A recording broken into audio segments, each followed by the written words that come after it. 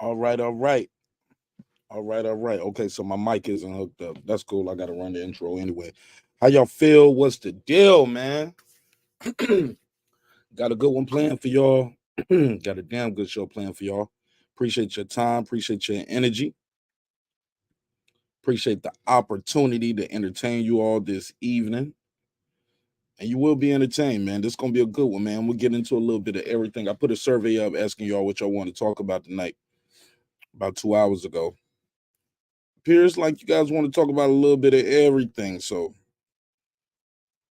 I'm gonna try to give you what I got, man. I'm gonna give you the work. I'm gonna give you the work as I got it. Should be fun. Should be fun. Should be interesting. Let's run it. Let's run it. I ain't even gonna hold y'all too long. Let's go and start the show off. Let's run this intro. Pour you up a drink if you got one. Roll them up, smoke them, whatever you want to do. All right, let's get it. This is my passion. This is what I love to do. But some days, sometimes, I'm just like you, man. I hate this job. Damn, I hate this job. Damn, I hate this job. Damn, I hate my job. Damn, I hate this job. I'm just like you, like you, like you. Damn, I hate this job. Man, I hate this job. Man, I hate my job. From a good dream I wake, sun rays on my face, planning out my day, hoping this ain't the one that I catch a case. I feel so good, I feel so straight. My manager keep calling me saying, hurry up, you late. Hurry up, you lay off. Y'all, man, I hate this job. Man, I hate this job. Been trying to play it cool, but it's hard to play it off. I've been hanging on to this bullshit, cause my car still ain't paid off. I know I'm on my way up. My boy just got laid off, so y'all, man, I hate this job. Man, I hate this job. These hooks is so ratchet. These hooks is so sneaky. Y'all don't even really pay enough for y'all to only pay bi-weekly. I'm trying to double up my cash. Take this job, shove it up your ass. Yo, man, I hate this job. Sometimes I wanna say, walk in and slap my boss. This shit is getting hard. Damn, I hate this job. Gotta make it out of this struggle, bruh. And I don't really mean to take it out on you. You just a customer, but damn, I hate this job. Damn, I hate my job. Damn, I hate this job. Damn, I hate my job. Damn, I hate this job. Damn, I hate this job. Damn, I hate my job. Damn, I hate this job. We're the reason why your stockholders always stay afloat. Yet I'm asking, are they hiring? Like everywhere I go, schedule will say 9, but I think it's fine if I clock in at 9:04. I work 40 hours a week plus overtime just to be bro. So y'all, man, I hate this job. Hate that I applied. So much has transpired since the day that I was high. Told me I could advance, but you were telling me lies. Gotta give your notice before I quit, but you don't say shit right before I'm fired. Damn, man, I hate this job. Sometimes I wanna say, walk in and slap my boss. This shit is getting hard. Damn, I hate this job. Gotta make it out of this struggle, bruh. And I don't really mean to take it out on you. You just a customer, but damn, I hate this job. Damn, I hate my job. Damn, I hate this job. Damn, I hate my job. Damn, I hate this job. Damn, I hate this job. Damn, I hate my job. Damn, I hate this job.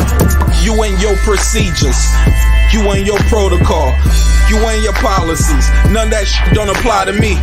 You and your quotas, you and your standards, you and your 2 sick days a year. Y'all niggas bananas. Wonder why the postman's posted with hammers, going postal with Popo on camera. His wage got him enraged, stressed out, it's hard to maintain. He flips the middle, grabs his.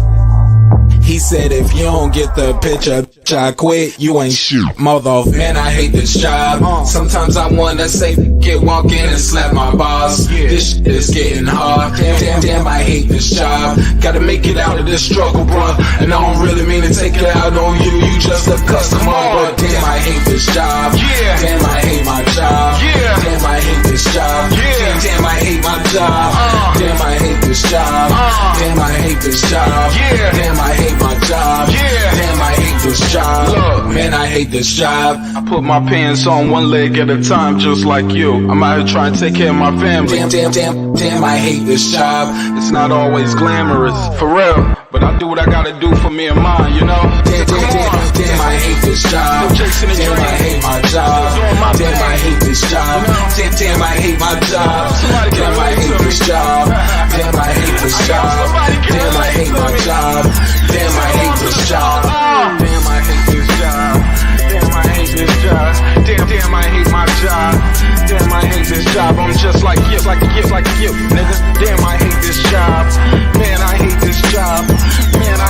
my job.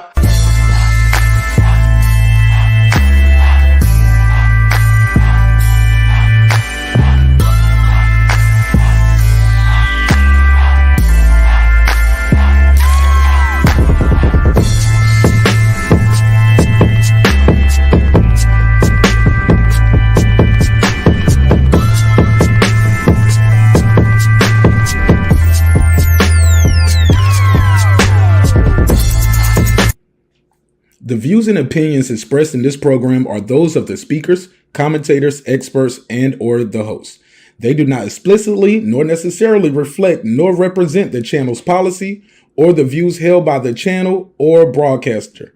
The broadcaster or its channel cannot be held accountable for all or any views expressed during the program. Basically, if I didn't say it, don't come for me. You come for the person who said it. And please don't sue me for somebody else's words. With that said, let's start the show, motherfucker. This the squad, son.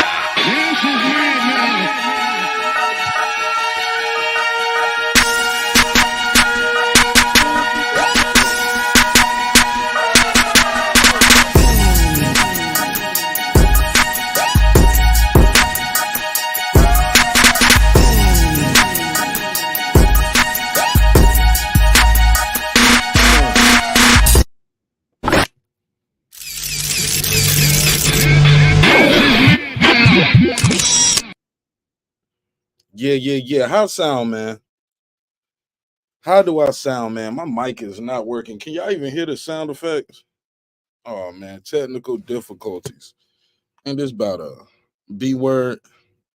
It's a little too early for the cursing. All right, man. Dang, man, I got some good topics tonight too. Hold up, man. I gotta have my sounds for this shit. Man. Hold up, y'all. Hold up. Trick. Hold up. Got a pimp hooked up. All right, what is going on? What is going? It's not reading my soundboard. I'm having a Coach Malachi moment over here. Shout out to the homie Coach. All right. Let me try to take some advice that I gave Coach. She said you can hear me. Y'all can't hear it. Can y'all hear this? Y'all can hear the sound effects? Because the board isn't reading. All right. Shit. Let me do this. All right. Let me do this. Let me play some music real quick. Actually, that's gonna click off. I'm gonna restart this device real quick. My computer's fast though, so it should be real quick. But let me do that. Let me just restart my device. I'll play something in the background. Let me share the screen real quick. Actually, that's gonna click off too if I shut it down. All right, so look, I'm not gonna run this whole intro again, but just play a little bit of it while I restart the device so y'all will just have something there so it won't just be dead air. But damn, man, I need my soundboard. Foodie with the beauty. What up though? Lisa, I see you. Power, what up? All right, let's do this real quick. Let me try. This is my passion. This is what I love to do. But some days, sometimes, I'm just like you, man. I hate this job. Damn, I hate this job. Damn, I hate this job. Damn, I hate my job. Damn, I hate this job. I'm just like you. Damn, I hate this job. Man, I hate this job. Man, I hate my job. From a good dream I wake, sun rays on my face, planning out my day, hoping this ain't the one that I catch a case. I feel so good, I feel so straight. My manager keep calling me saying, hurry up, you late. Hurry up, you lay off. Y'all, man, I hate this job. Man, I hate this job. Been trying to play it cool, but it's hard to play it off. I've been hanging on to this bullshit, cause my car still ain't paid off. I know I'm on my way up, my boy just got laid off, so y'all, man, I hate this job. Man, I hate this job. These hoes here so ratchet, these niggas here so sneaky. Y'all don't even really pay enough for y'all to only pay bi-weekly. I'm trying to double up my cash, take this job, shove it up your ass. Yo, man, I hate this job. Sometimes I wanna say, walk in and slap my boss. This shit is getting hard. Damn, I hate this job. Gotta make it out of this struggle, bruh. And I don't really mean to take it out on you. You just a customer, but damn, I hate this job. Damn, I hate my job. Damn, I hate this job. Damn, I hate my job. Damn, I hate this job. Damn, I hate this job. Damn, I hate my job. Damn, I hate this job. We're the reason why your stockholders always stay afloat. Yet I'm asking, are they hiring? Like everywhere I go, schedule will say 9, but I think it's fine if I clock in at 9:04. I work 40 hours a week plus overtime just to be bro. So y'all, man, I hate this job. Hate that I applied. So much has transpired since the day that I was high. Told me I could advance, but you were telling me lies. Gotta give your notice before I quit, but you don't say shit right before I'm fired. Damn, Man, I hate this job. Sometimes I wanna say, walk in and slap my boss. This shit is getting hard. Damn, I hate this job. Gotta make it out of this struggle, bruh. And I don't really mean to take it out on you. You just a customer, but damn, I hate this job. Damn, I hate my job. Damn, I hate this job. Damn, I hate my job. Damn, I hate this job. Damn, I hate this job. Damn, I hate my job. Damn, I hate this job. you and your procedures, you and your protocol, you and your policies. None of that shit don't apply to me. You and your quotas, you and your standards, you and your 2 sick days a year. Y'all niggas bananas. Wonder why the postman's posted with hammers, going postal with Popo on camera. His wage got him enraged, stressed out, it's hard to maintain. He flips the middle, grabs his. All right, there you go. Daddy's home. Man, oh man, I had a crazy weekend. Still gearing everything up. Y'all know my daughter's birthday. It's this week.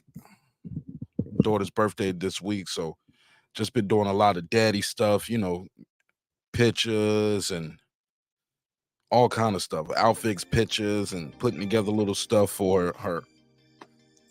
And, you know, just trying to make sure I'm available and present and well rested for her, my wife, and everybody around. All right, so we here now. We are here now. Yeah, okay, so it appears I had to reset the Rodecaster. So, and then even once I reset it, it was just going zzz and just stop. I was like, man, this thing better not be broke. Like $700 for this thing. I was like, bro, I ain't even had it that long. I probably had about, what, a year or so? All right, so y'all ready to get into some boxing talk? Say yeah.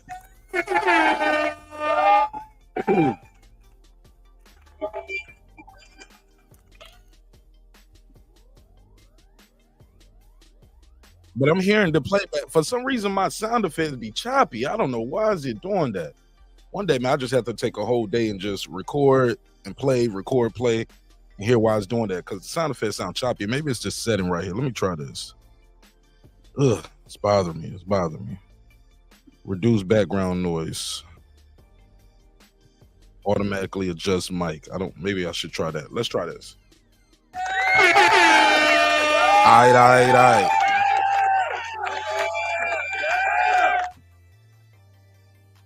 There we go. Okay, so that's what it is. Keep that button clicked off. That's what's making my sound effects distort. All right.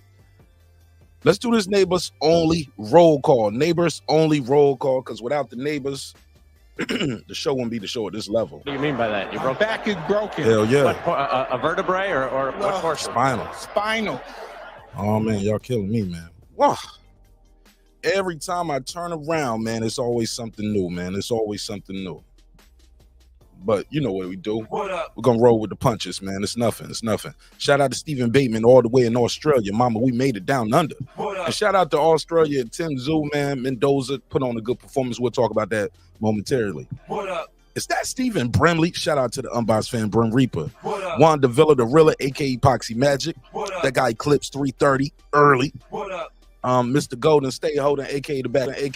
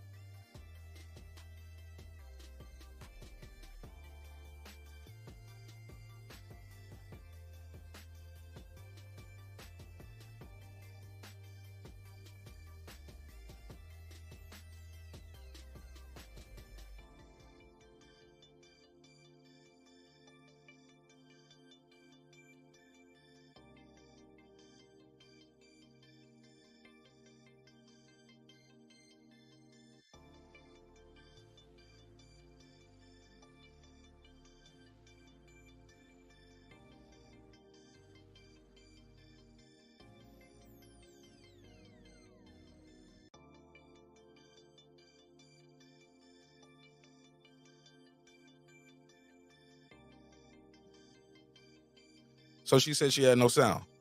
Y'all have no sound. So y'all missed the whole roll call, the whole shout outs right there. Ain't that about it? All right. Man, I'm jumping right into this shit, man. So y'all missed the whole sound effects. But the sound effects ain't clipping no more though, right? Good. All right. So it might be this cable then. The cable might be the cable. So, all right. She said she got it now. Man, I need a shot after doing all of this shit, man. What time is it, man? Been over here 17 minutes, man. Damn. I'm gonna pour me up a shot, foodie. Gotta give me a shot early on y'all, man. Damn. What we starting at? All right. So after Tszyu and Brian Mendoza faced off for the WBO world title, many fans and observers have been wondering how he would match up with one Jermell Charlo. No, not me. I ain't really too interested in what Charlo got going on. Truly disappointed in the let me make sure I got that link out there early, and I pinned it at the top. Truly disappointed with the effort that he put up against Saul Canelo Alvarez.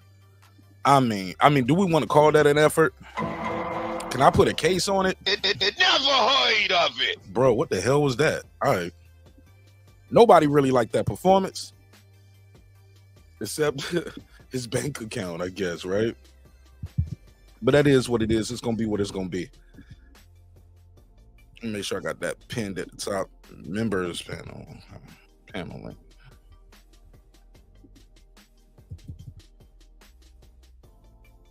All right, let me pin that at the top so I don't have to keep dropping the link all night. So some people was like, yo, I'm excited about the see how Tszyu will look against Charlo. As you know, Charlo's been mandated to fight his IBF mandatory. Do not ask me to say his name. I'm not about to try to say Buddy's name. Matter of fact, I'll try to say it. 154 IBF mandatory. Here we go. How I say it? Whew. Got me a little nervous trying to say this. Here we go. Let me try to say it. Barkham. Is it Bakram?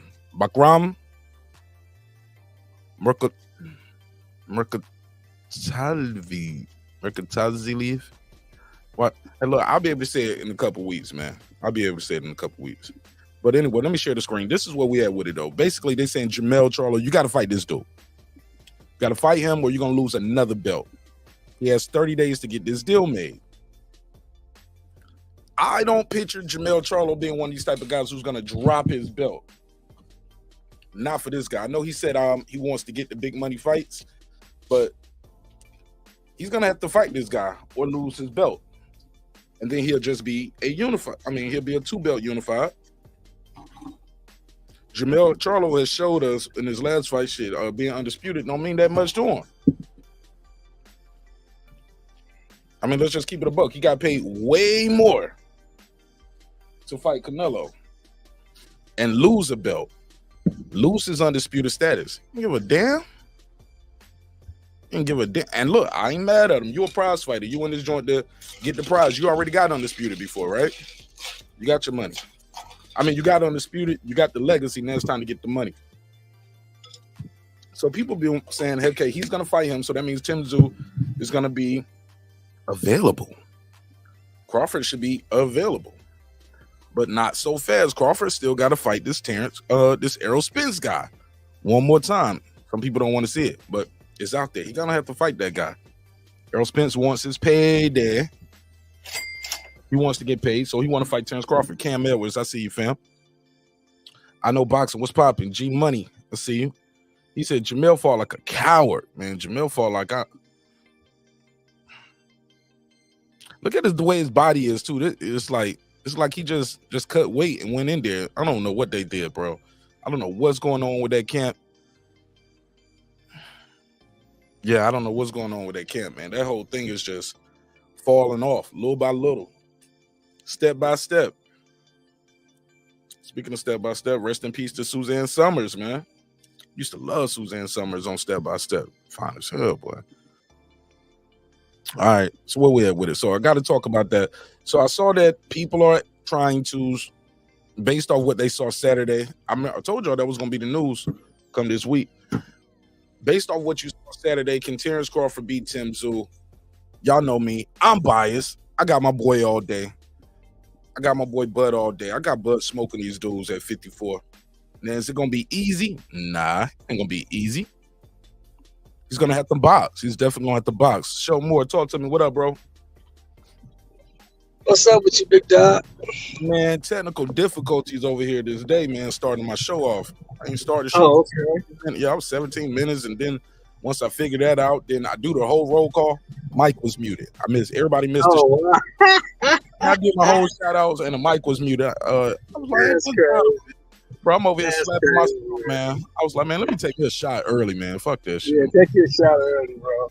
Yeah, man, it's just this fight has been over for like 2 weeks, and I'm still tripping on people still talking about this shit like they surprised that this dude got mollywopped. We told you, I told the motherfuckers that was talking to me about it, he gonna get his ass kicked. They ain't ready for that, dude.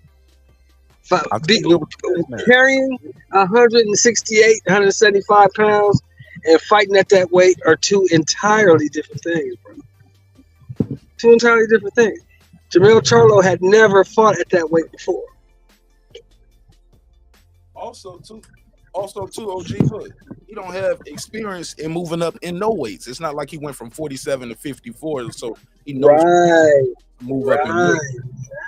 He's never did no process like this. Right, and he's never been hit by guys that at 168 or 175. The other guy has. Legit 68 pounders, legit 75 pounders. He's never taken a punch like that before. And as you saw, once he really got hit to the body, Canelo took all the fight out of him. He tamed him. He didn't want to fight no more. He just wanted to survive after that. I think it was the body shots. Yeah, that one shot, he only cracked one good time. That right he took that dropped him. And he said that's the only time he's ever got hit with a punch and he felt dizzy. But them body shots tamed his ass. They tamed him. Hold up, that's what he said? Yeah, he said that's the only time he ever been hit with a shot and he's ever been dizzy. That's what he said after the fight. Damn, that because he's not comfortable at that weight. He's never fought there before. You know, and then you go fight the top, the apex of that division at that weight in your first fight. Come on, man. Ain't nobody expecting you to win that fight. If they are, it's wishful thinking, or they know something about you that we don't know. Because like I was saying during the whole build-up, if you went to war with motherfucking Castano, you ain't got no action with Canelo. You said you ain't got no what for Canelo? You ain't got no action with Canelo. If you went to war with Castano, you ain't got no action with him. You ain't got no action with Canelo. Yeah, you're right about that. He hits too hard. He's too hard. Yeah, man. I told them dudes that was a mismatch. I did a whole episode about it, saying, will fans pay for this mismatch? Blah, blah. What you mean it's a mismatch? Charlo's the undisputed champion. He's the undisputed champion, Marq Nash. I'm like, bro, he's gonna get his ass whooped, bro. I kept everything I said before the fight, even with Spence. Everything I said before the fight, after people get the results, then they go back. They were like, well, he had a layoff. Yeah. Well, I'm like, bro, I told y'all about it. Y'all knew about all of that before the fight. No excuse. No excuse. No excuses. That's right. This just the same, and the same thing goes if Crawford gets the fight and he goes up there and gets mollywopped. We knew what we were getting into. If he goes up there and gets mollywopped, hey, that's what's gonna happen because that's a bigger guy. You never fought at that weight before, and you're jumping up 21 pounds, and this gonna be the first guy. Hey man, you're great. You're my favorite fighter, but I think that's too much of a jump, bro. That's a lot of weight. Like I was saying, carrying the weight and fighting at that weight are two entirely different things. Absolutely, but I just think he got more dog in him than Charlo. Even if he loses. Oh, I'm not doubting that. I'm not doubting that he got more dog. I'm just saying, will he be able to move at that weight? Will he be able to be as effective as he was at 47 at that weight? I don't know. I don't think so, because that's something new. Now, if he has a couple fights at 60 and then goes up to 68, maybe. But just going straight from 47 to 68, nah, bro. Yeah, and for me, I don't think it's all about Canelo hitting him. I think it's more about are your shots gonna hurt Canelo and keep him honest. Yeah, can you keep that dude off you? Because if you can't keep that dude off you, you're in trouble. Hi, how you doing? Right. I couldn't agree more, man. Let me I'll just move right on. Hey, look, it appears Frank Sanchez heard you on the show Saturday. He calling out Wilder. What's your take on that? I think that's an excellent fight. You want to really see where Wilder's at after a year off? Put him in there with Frank Sanchez to see what he got. You don't think he got nothing for Frank Sanchez? Wilder? Yeah. I don't know. Wilder hasn't fought in a year, and the last guy he fought was not on Frank Sanchez level.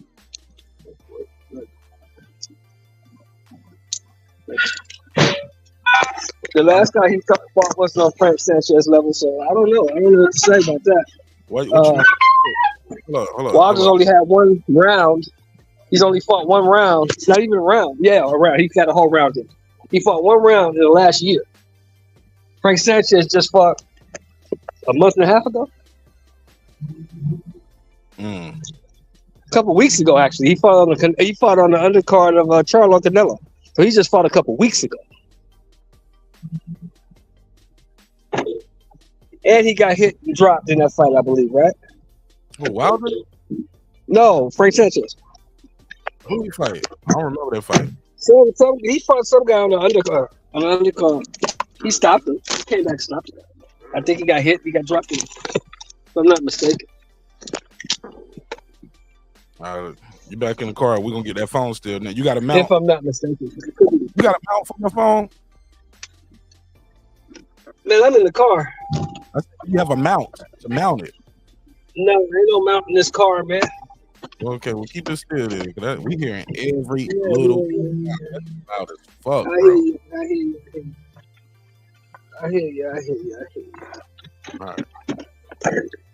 G Money said they got. So he called him out today? Yeah. Oh, that's cool. I love to see that fight. That's a good fight. Who you got in that fight? I'm gonna be rolling in the Stolo. Rolling the Stolo for that. I ain't paying $80 for that shit, man. No. I said who you got in the fight. I didn't say buy it. I said who you got. Oh, I bypassed all of that. I skipped right past that. I ain't buying. I didn't say buy that shit. I wouldn't buy that shit either. I'm just saying who you got. Right past it. It's hard to bet against Wilder, man. He got that equalizer, bro. He still got that one punch equalizer. And then granted, I don't know how much he got because like you said, we only seen him fight one time, and it was one round against a former partner. So right, and he's 38 now by the time he gets back in the ring. So I don't know what a 38-year-old Wilder looks like. Well, shit, he's still gonna be strong. He's a heavyweight. It ain't like he moving. It ain't like he was in there on some Sugar Ray Leonard movement type shit anyway. You know. No, that's true. That's true. But Frank Sanchez be moving around a little bit. That big ass nigga ain't moving around like that neither, man. He moved more than Wilder. He's gonna have to move in there with that dude. Wilder is a stationary target.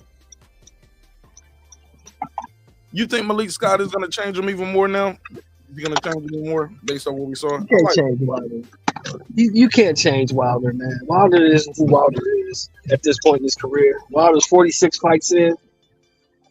And Wilder is who he is. As you saw, when Malik Scott had him doing all that stab and box and do all that shit, how many rounds he did that for, Mark? 1, 2? 1 or 2. Yeah, 1 or 2. And when he got hit, what happened? When he got hit with the loaded gloves? What are you talking about? When he got punched, he went back to the same old Wilder. Yeah. Didn't he? Yeah. Same old. Because that's what people do. When you get into an uncomfortable situation, you go back to what's most comfortable. And what's most comfortable for Wilder is trying to knock your fucking head off. He ain't trying to box, move, and he's trying to knock your goddamn head off. Cliff said they might be aging Wilder out. What's your take on that? Aging him out for what? Nobody's scared. That's the thing. People think people are scared of Wilder. Ain't nobody scared of Wilder, man. Wilder ain't fought nobody, and when he got in there with somebody, he got his ass kicked. So I don't understand what the agent out and everybody's afraid. Ain't nobody scared of that dude. I disagree. I think people when they see him, they know they got to avoid their right hand all night. And if they're gonna get knocked out, you're gonna have to pay me nice for this. I mean, I don't know, man. I just don't see it that way. I look at it a little different. If you had done a whole lot and knocked out a whole bunch of top 10 guys, and yeah, if you know some Ernie Shaver shit, then right, motherfuckers try to avoid you. You know what I'm saying? But when the best win on your record is probably Luis Ortiz, I don't think nobody's scared of you, bro. I just don't. Because they won't fight and Huh? That's probably because they wasn't fighting them. Whatever. All right, well, let's move on. What do you think about KSI and Tommy Fury, Logan Paul versus old boy? From what I'm hearing, they did 1.3 million pay-per-view buys. What's your take on that? Are you fucking serious? That garbage did 1.3 million? Let me share the screen so you'll know what I mean. Wow. 1.3 million pay-per-view buys. Shitting all over boxing, bro. Shitting all over boxing. I don't know how true this is, but this is what they saying. Shout out to my guy, Coach Malachi. He retweeted this as well. The inmates silent. What you think? You gotta think, bro.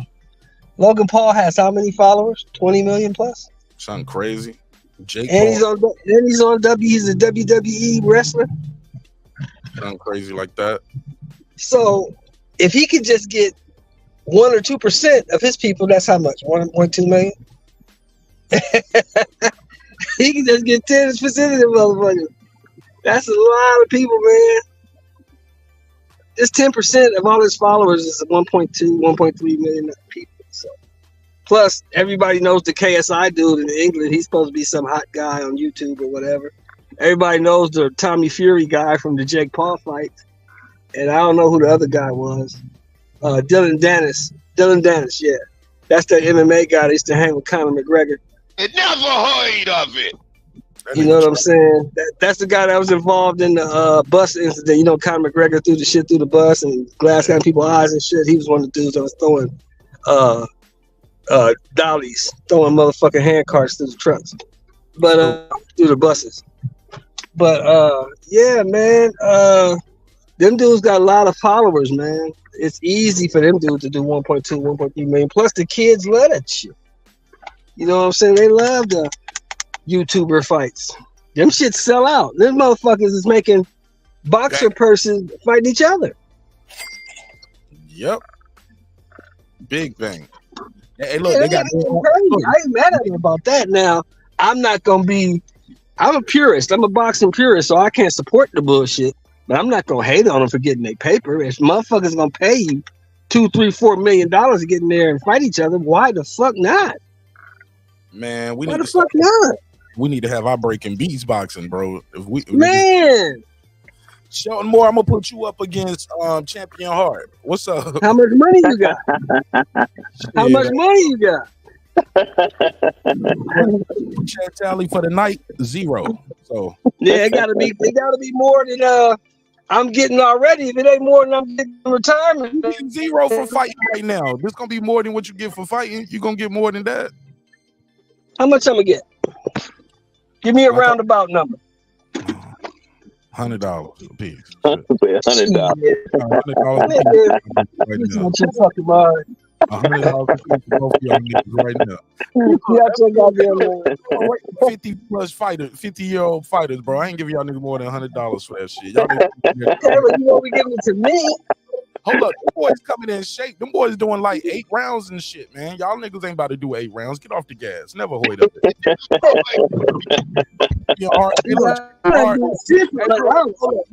You smoke squares and Champion Hart in there cooking and eating shit. Bro, I just did 4 rounds on the bag tonight. I thought I was gonna die, man. You ain't gonna be ready to fight. $100 for y'all niggas. That's about it. What's up, Ron? Hey, I tell you shit when I was still working, right?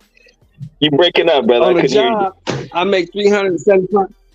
I used to tell them this when I was working, champ. On the job, I make $375 a day. So if you can't give me $375 a day, You breaking up, bro. Yeah, you breaking up bad. Moving, man. Wait, hold up. can you hear me Wait. now? Yeah, you said you make $375 a day. Yeah, that's when I was working. I made $375 a day. That was my rate. So on the weekends, people want to do side work. They want you to come over here, look at this, do that. Well, what you got? Well, I give you 150. I give you 200. No, I make $375 a day. You can't give me at least that. You're not getting my salary. Well, hold up. With $375, that's a whole day. How many hours is that?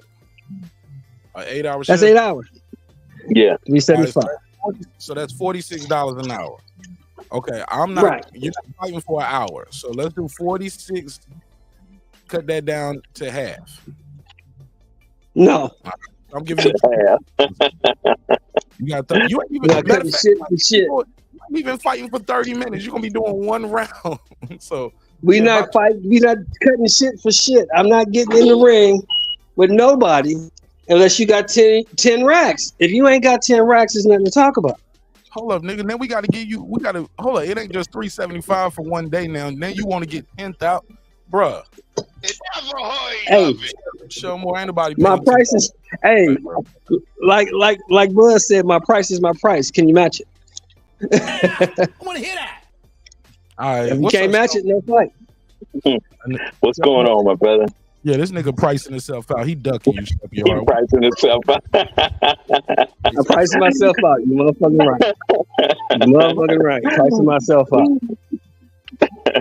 Bruh, that what you have posted, what you have up on the screen, 1.3 million. Is that circus fighting bullshit?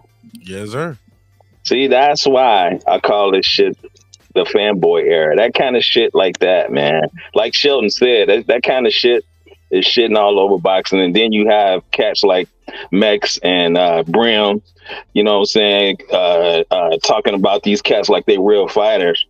You know, you can't, you know, that if Brim comes on here talking about these cats like they real fighters, I can't take nothing seriously say about boxing if he carrying these cats around like they real fighters, man. But bro, technically, with all due respect, they got a box rec. He's more of a real fighter than Brim and Mex. You can pull his box rec up. You got to fight. Is he good? Is he championship level? No, but these are real fighters. And I ain't gonna lie. Watch it. Hey, Karma said, I love the Misfits.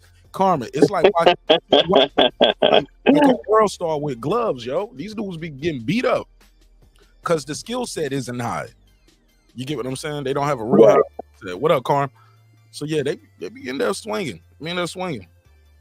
Yeah, well, I mean, what you're watching is a professional a street fight. You know what I'm saying? There's no skill in a professional street fight. It's just cats swinging at one another. You know what I'm saying? That's what you're seeing. You know, these aren't real boxers. Just like what Sheldon was saying. Slow down. That's not true. Did you see? You haven't seen any of those fights. You didn't watch one of them on Saturday, did you?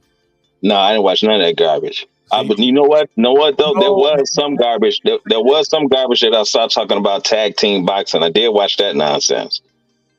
That was Saturday? Yeah. Okay, that must have been on their undercard. I missed that. How you feel about that? Trash. You know, that's circus shit, man. Tag team boxing. Fuck out of here. Money earning Eddie Hearn of PBC to go over to the zone. Pronto. I mean, yeah, I mean, that's the kind of shit that you do in the gym. You know what I'm saying? Where, you know, you put a fighter in with someone who's been in there for a couple of rounds, and you throw another fresh fighter in there on him, you know, and then you take him out, throw another fresh fighter on him, you know, things like that. That's the kind of stuff you do in the gym. You know, but they found out a way to, you know, to put it and make an event out of it, and they did 1.3 million. You know, like Sheldon said, you can't hate them, man. You know, you got an audience for that bullshit, and it is what it is. Y'all niggas sound like some haters, man. You didn't even watch it, bro. You calling it bullshit. Let me tell you something. KSI has improved. Man, I'm telling you. Guys, Listen, bro, you can't laugh and say that if you didn't see it. You didn't see Bro, one round. It's not hating, bro. When you love something and you see somebody make a mockery of it, that's not hating. Sir, you didn't watch it. You don't know what he did with Tommy Fury. Bro. You didn't see it. My God. You just trying to tell me Tommy Fury is a real fighter. Oh, so he ain't a real fighter. So basically, if you don't think a guy is good, he's not a real fighter. Bruh. If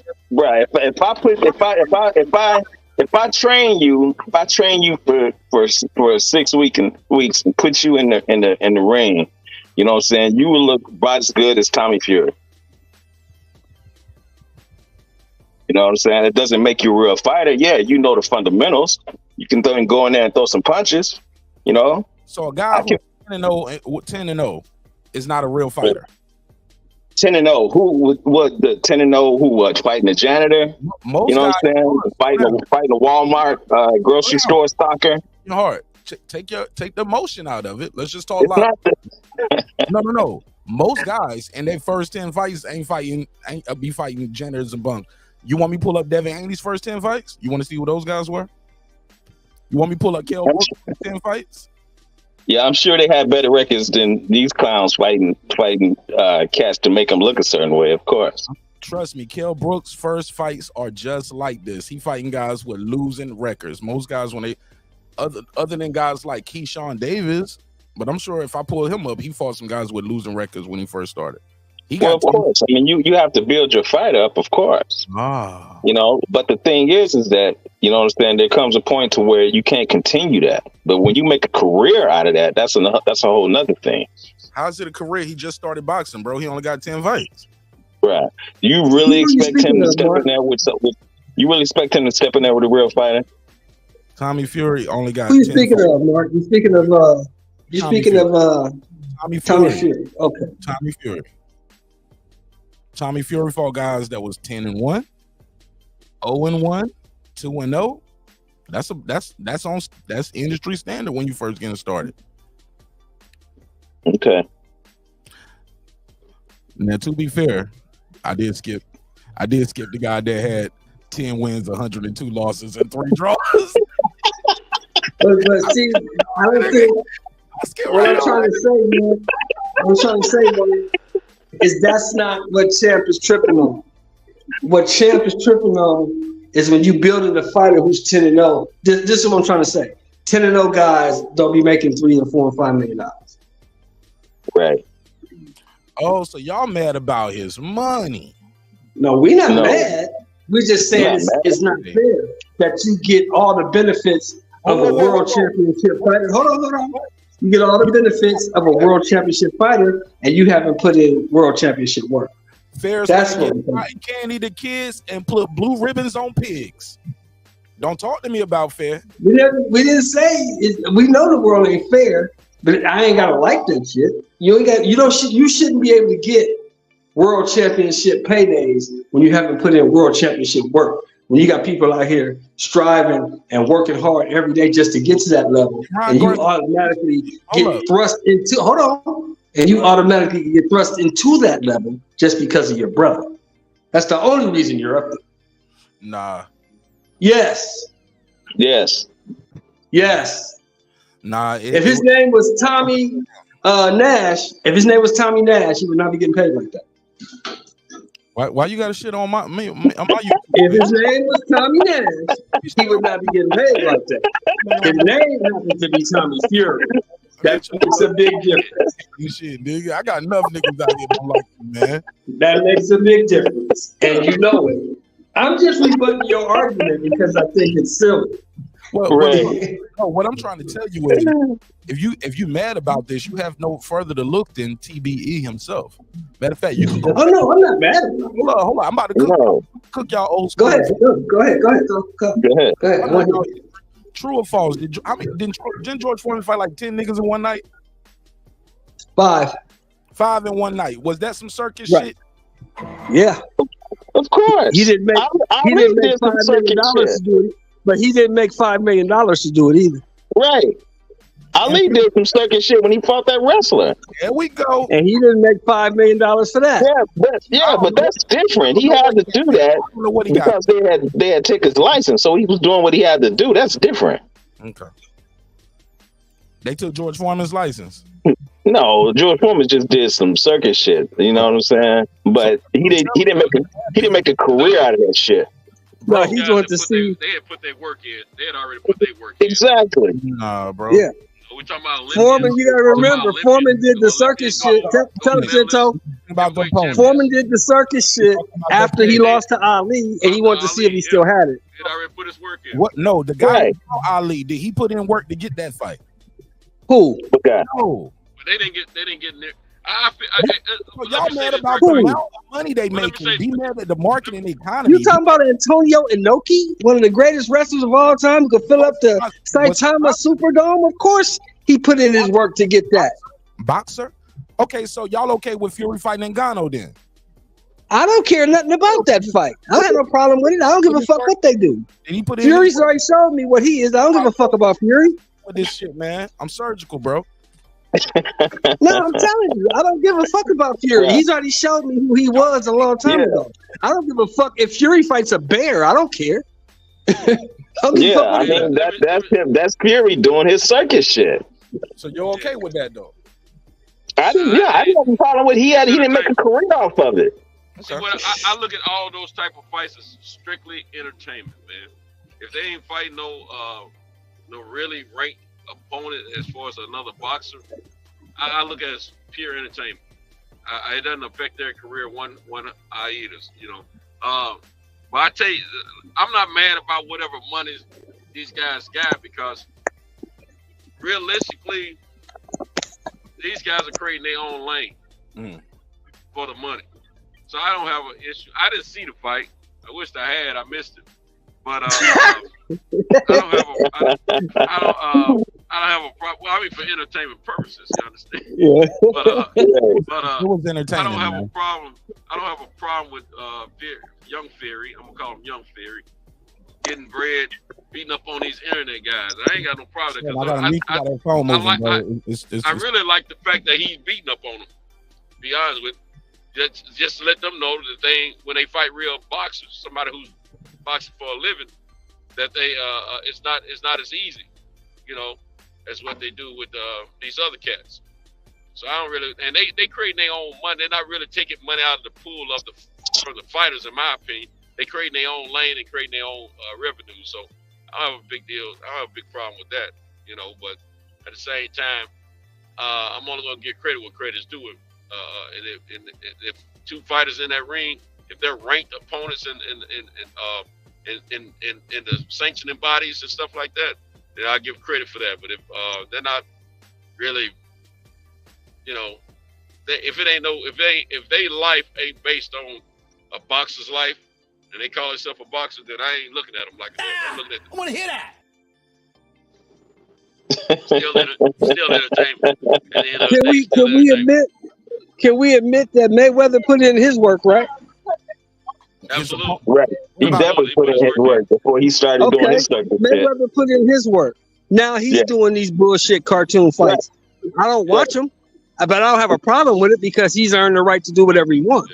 Exactly. See, a lot of these countries are calling, like they used to ask Ali to do this stuff. They used to ask Ali to do the exhibitions. They asked him, George Foreman, he was asked about that fighting those 5 fighters. Mayweather is being asked. These are guys who are doing things like this pretty much after their career has already reached its pinnacle, and so these guys, they earn all that. Now, what these other guys are doing is just staying in their lane, doing something a little bit different. It's not like they have made their career and reached the pinnacle of their career. They're just out here, you know, having entertainment, doing what they do, you know. So it's a and speaking of Ali, and speaking of the champ, you know, he also beat up on that football player Lalo Zayto. Remember, he fought him too. Yeah. Oh, cocaine steroid fed. Yeah. Lyle fucked around. Remember, Lyle fucked around and hit him, and he got mad and beat the shit out of him.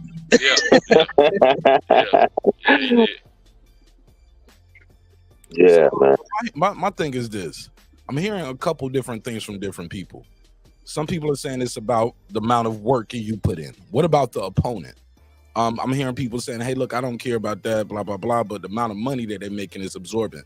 Tommy Fury, I get it, 10-0. He ain't put in the work Keyshawn Davis put in.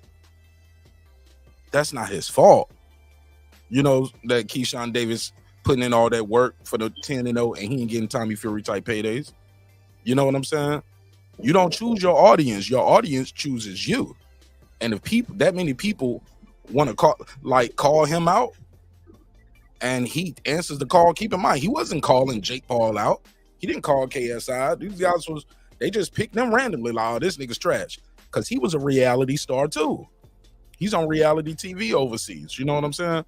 So with that, yeah, he had an audience and a fan base built in. We should be more upset with the American fighters or the fighters, like y'all say, putting in the work for not establishing their social media presence more. People mad about Ryan Garcia. Would y'all say Ryan Garcia's putting in the work to get that kind of money he got for Tank Davis? And that's our point. And that's our point. That's why we don't watch it, because it doesn't move the needle in the world of boxing. None of these guys that you're talking about, move the needle in the sanctioning bodies or in the rankings. We don't care about those guys. They have nothing to do with the sport. They got their own lane, like Sento says, and they stand in it. That's cool. Do your thing. You don't even answer the question. You answered a whole nother question you just made up. My question again, did Ryan Garcia put in the work to get that Tank Davis size paydays?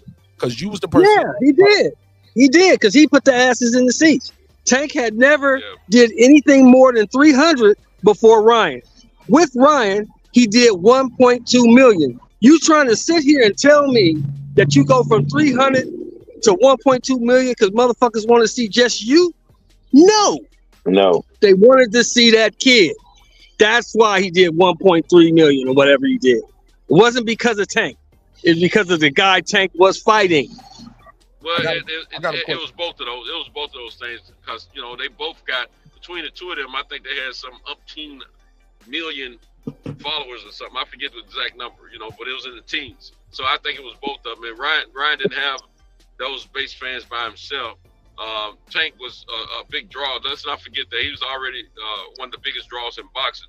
But it was a combination of both. And yes, what I'm saying, Sento, what I'm saying to break it down, what I'm saying, Sento, is Tank had never did more than 300,000.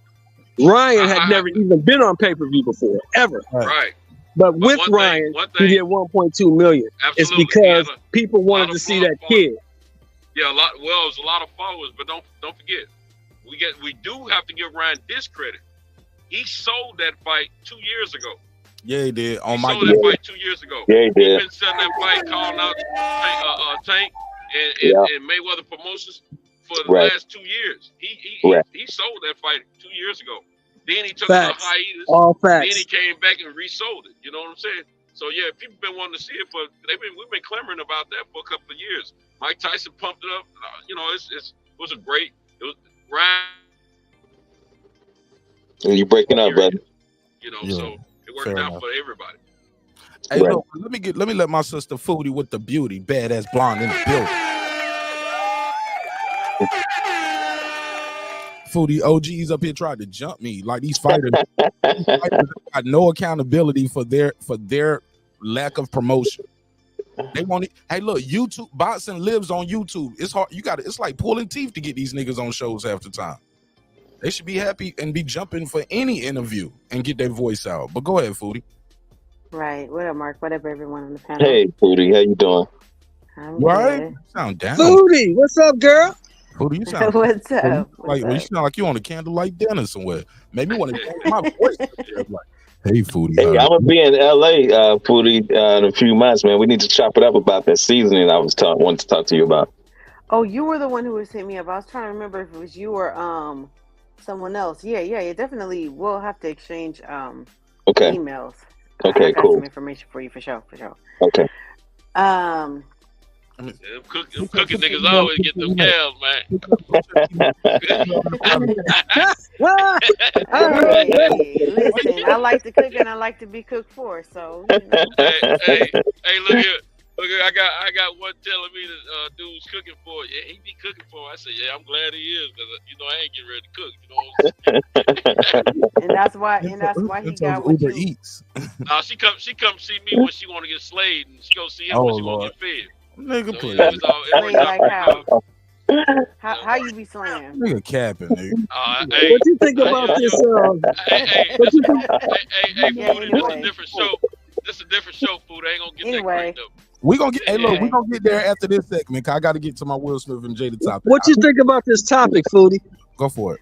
Go ahead, Foodie. As far as well, I'm not with the KSI and all them, but I'm not mad at it either. But there's something that boxing can take definitely from this. Like Mark said, these people got to get out here and promote themselves. It's no different than in the regular secular work sector, as far as people being afraid that AI is going to take over their job. But you got Chat GPT there and all of these tutorials to teach you how you can use AI to your advantage. You've got to move with the times. You can't expect that the world is going to wait for you or sit still for you.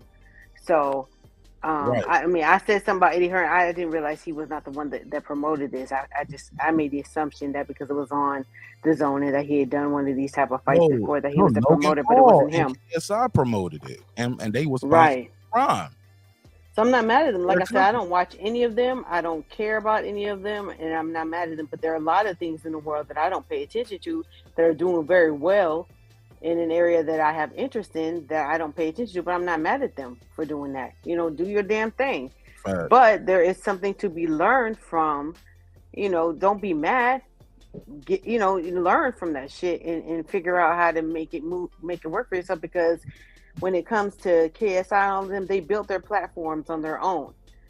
Everybody on that fight card had their own platform that they brought. That's the reason why they did so well. No different than Tank Davis and Ryan Garcia. They had their platforms and they brought that, and then they made something happen with that shit. That's what these fighters need to do. So I don't want to hear they shouldn't have to spend their own money and to promote themselves. You're gonna have to do that shit. You're gonna that's the way of the world. It's just like back in the day with music, there used to be development camps, right? Like the record label would put up millions of dollars to develop a talent. And then they're like, well, why the fuck should we do that shit? It costs a lot more to break a talent nowadays. Why should we have to do that? You need to come to me after you've developed yourself, like a Nipsey Hussle or like a lot of people, like a Soulja Boy and all of them. They fucking got their own following. And then there's like, okay, well now I can take you from there to the next level. That's exactly what's happening in boxing. I want to say this real quick, and I open it back up to everybody else. Shout out to my sister Lisa Bell. She was like, she said, yeah, but Misfits is low level entertainment. Most boxers will not do that basically. And I always ask. I don't know if y'all notice a lot of the interviews I do. I usually ask some of the same questions to guys, like as far as like these hybrid fights, as we call them, when you get a UFC guy against a boxer or things like that, right? Whatever y'all call them, I call them a hybrid. So what happens is when I talk to these guys, the up and comers be like, yeah, I'd be interested in it later on in my career, like you guys were talking about, basically if they put in work. But also, let's be clear, a lot of these YouTubers ain't trying to fight one of those, ain't trying to fight a Keyshawn Davis. They ain't even trying to fight a Brian Norman Jr. type guy or Michael Williams Jr. Like, because those guys will fuck them up too. You know what I'm saying? They fighting guys on their level. But my only disagreement with Lisa Bells is it's not low level entertainment when you're doing 1.3 million pay-per-view buys. Right. You know what I'm saying? Because those are massive paydays. And people want it, and boxers are in the business to get paid. You want to be a champion, but after that, you want to get paid. You want to be a household name. You want to be a pay-per-view star. And these guys are making stars. Look what they did with Amanda Serrano. Got her out of obscurity. And she's been great for a long time, but nobody knew her.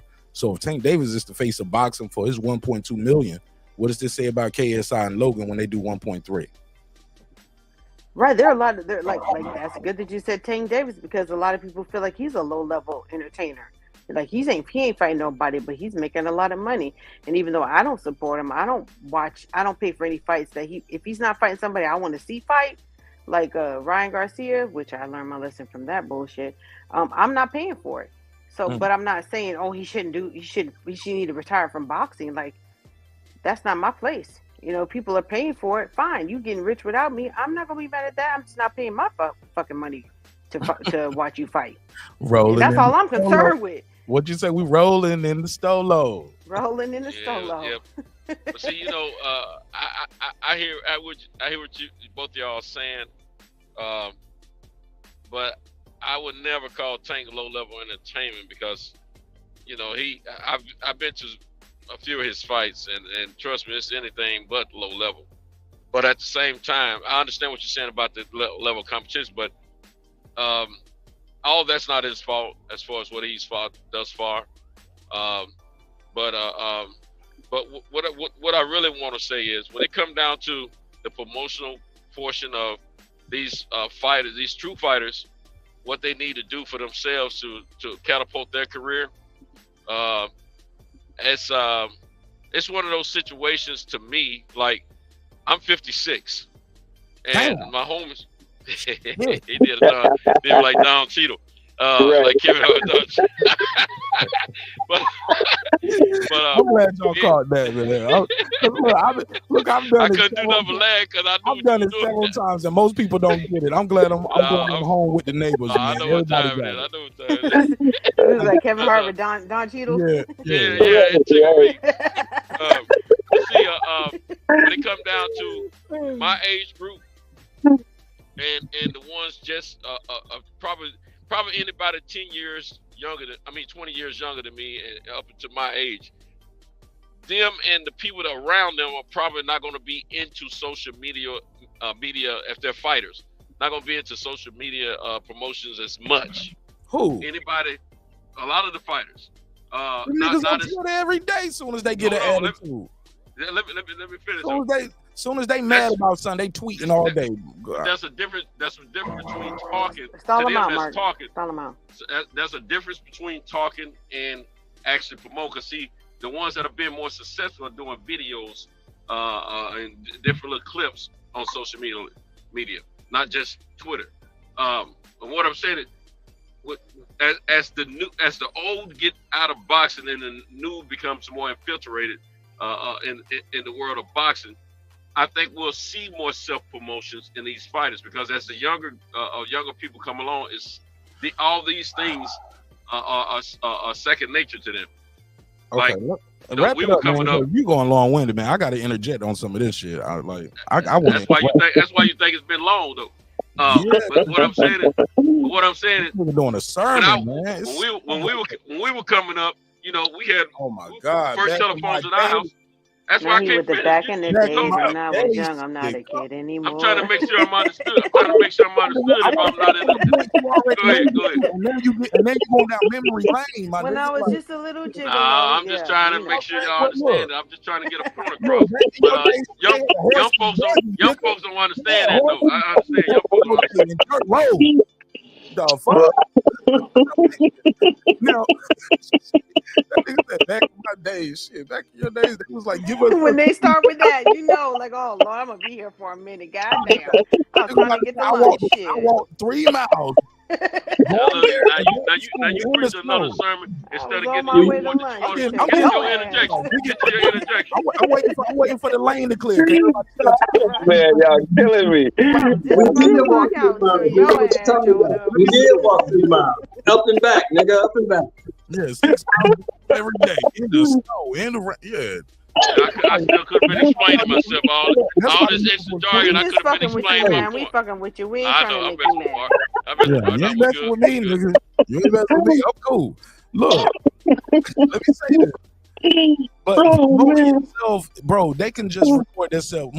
These guys, all these guys ain't doing no crazy antics all the time. I remember Devin Haney had that one video when he was doing that what's that that 4-2 Doug shit, right? That little dance that everybody was doing. That little dance with, you know, and you just put 42 Duggery. Yeah, whatever his name is. Little short nigga, right? Rapping. I think he's from Detroit or something. But anyway, I don't know. I just heard for the most part, all Devin Haney posts is him in the gym working and his clothes and his jewelry. Shit like that. These guys could just they ain't even gotta have the clothes and the jewelry. Just keep posting yourself in the gym working. They're not active. I was on Brian Norman. I was telling him the other day, bro, you got to get more active. When I interview Quinn Randall, I be telling Quinn Randall, like, bro, look at the camera, bro. Like, every interview I got with Quinn Randall, this nigga turned to the side and shit like George Washington on the penny or something. I mean, Abraham Lincoln on the penny. It's like he always giving you these side profiles like he on a coin. I was like, bro, turn towards the camera. You know, eat before you get on the interview. Like, nigga be sitting there eating a whole meal on the interview, looking away from the camera, 4 feet back from the phone. Like, this ain't no diss to the homies. I'm just saying these guys aren't trying. They're not even trying. They're to have a more social media presence. I mean, they're doing it now. It takes somebody like me. It takes somebody like me to actually tell them, hey, bro, lean into the camera, bro. Hey, look, is this a call out? Call them out.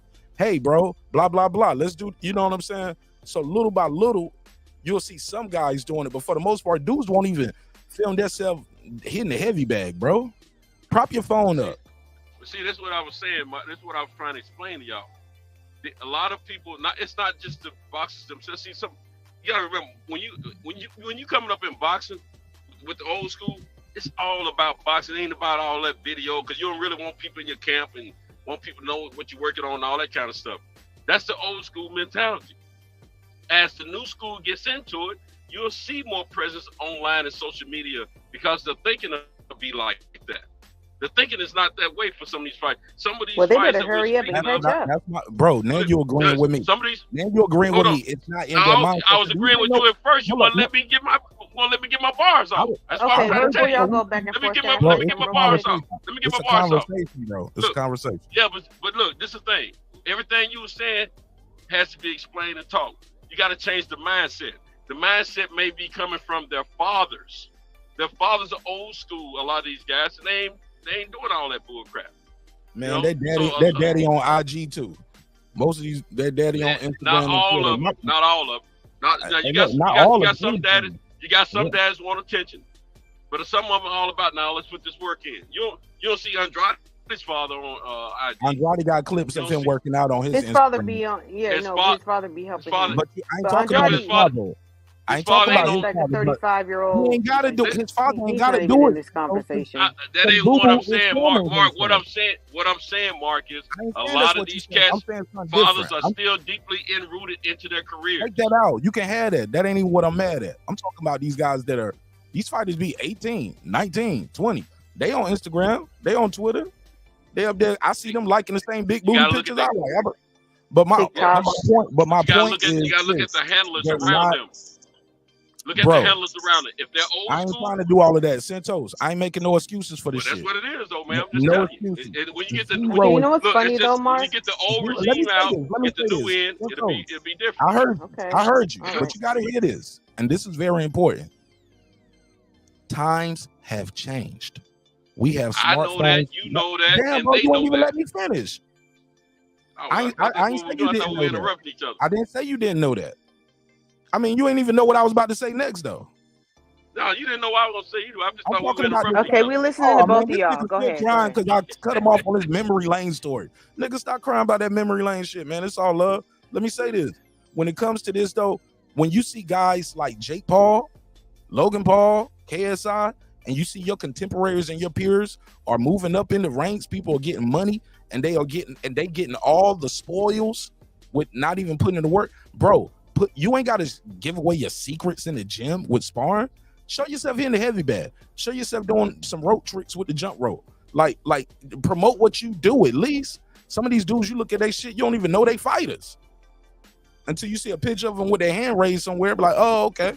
Every now and then you might see a picture of them after sparring. I'm like, bro, where's all the content, bro? You supposed to be pumping this shit out. Let people know who you are and what you do. But they get discouraged though, man. Yeah, you don't have to show everything. It's just like with I hear what you're saying. Okay. Well, I want to hear what Foodie was saying real quick. Go ahead, Foodie. What was you saying? Yeah, because y'all been going back and forth for a minute. Right. We gotta pass it. Well, yeah, you're right. It's just like with modeling or anything else. It's angles. You don't have to show everything. You know, you have certain lighting that you allow yourself to be, photographed in or whatever. You show your best. You don't have to show every little thing. But what's funny about this conversation that we're having, Mark, is like, remember when we were talking about Big Baby Miller and how Is that not Big Baby Miller? It's what Big Baby. It's not. Big Baby I always Anderson. get them fucked up. Anderson. Yeah, Anderson. Yeah. And how he we don't have a heavyweight in America, and how he needs to promote himself better. And I brought this very subject up. Like, you need to promote yourself. You need to put money into your own promotion. You're like, well, they don't have a lot of money and all this kind of stuff. And he said, well, they shouldn't have to put their own money in. Yes, you do. You have to invest in your own success. You have to invest in your own success. Otherwise, no one else is going to see any value in investing in you any further. You have to start somewhere. You have to say, this is where I brought myself to. And, it's no different than looking for any other venture capitalist. If you're looking for a venture capitalist for a business, you want to go to the next level, they're going to be like, okay, well, where are you now? And where are you trying to go? Before they ain't going to just take you out of your own kitchen. Like me and what's the brother on the panel? I can't remember. Champion Hart. Champion Hart, yeah. Like, if we just say, yeah, I have an idea. Okay, well, what's your idea? Well, I don't know. Well, what have you done with it? Well, I don't know. Well, what audiences have you tried your product out on? Right. How much money have you invested into it? Have you gone to any fairs? Have you gone to the Better Business Bureau? Have you tried to get a microloan? It's like, they got to invest in themselves, and social media is one of the cheapest and easiest ways to invest in yourself. And they're not doing that. Yo, I watch Shark Tank, and every time I turn on the Shark Tank, every now and then somebody pull up and they be like, yo, all I do is social media. And they up there making crazy money with a little idea.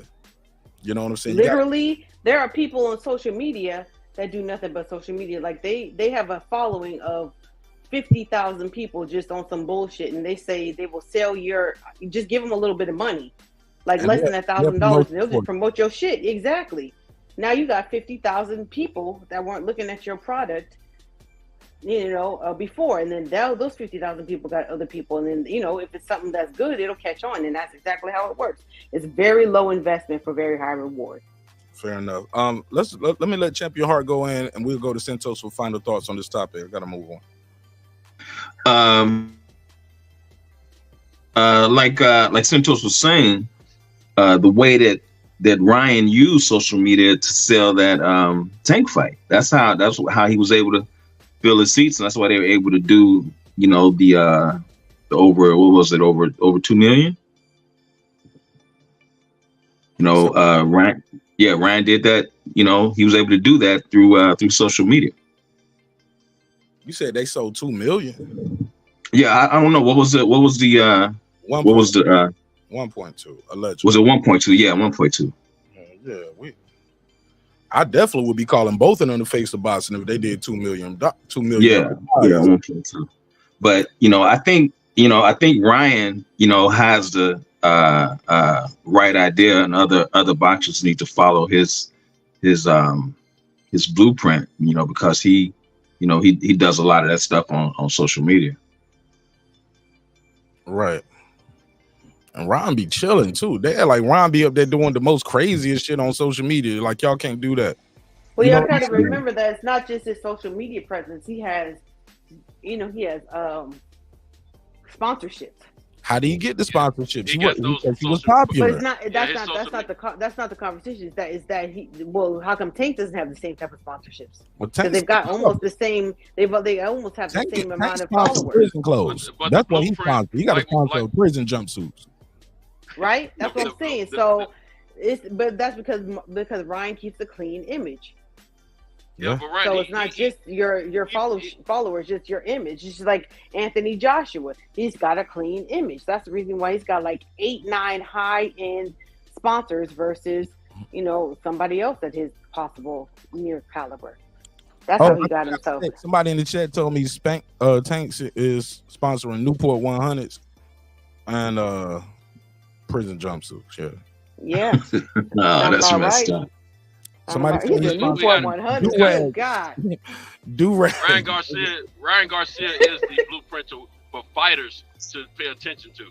Real fighters. Not just Ryan Garcia, but he's like these KSI. He's the number one person in boxing real boxing that they need to pay attention. Other fighters need to pay attention to because he built his career with boxing as a pro and his social media influence simultaneously. And that's what makes him say he's always sold, even though he wasn't on pay-per-view. He always sold. But he didn't do that. He didn't do that out of his own mind. He did that because Mayweather set the blueprint for him. Mayweather set the blueprint for him. No. Anybody who says anything other than Mayweather set the blueprint for everybody to want to get.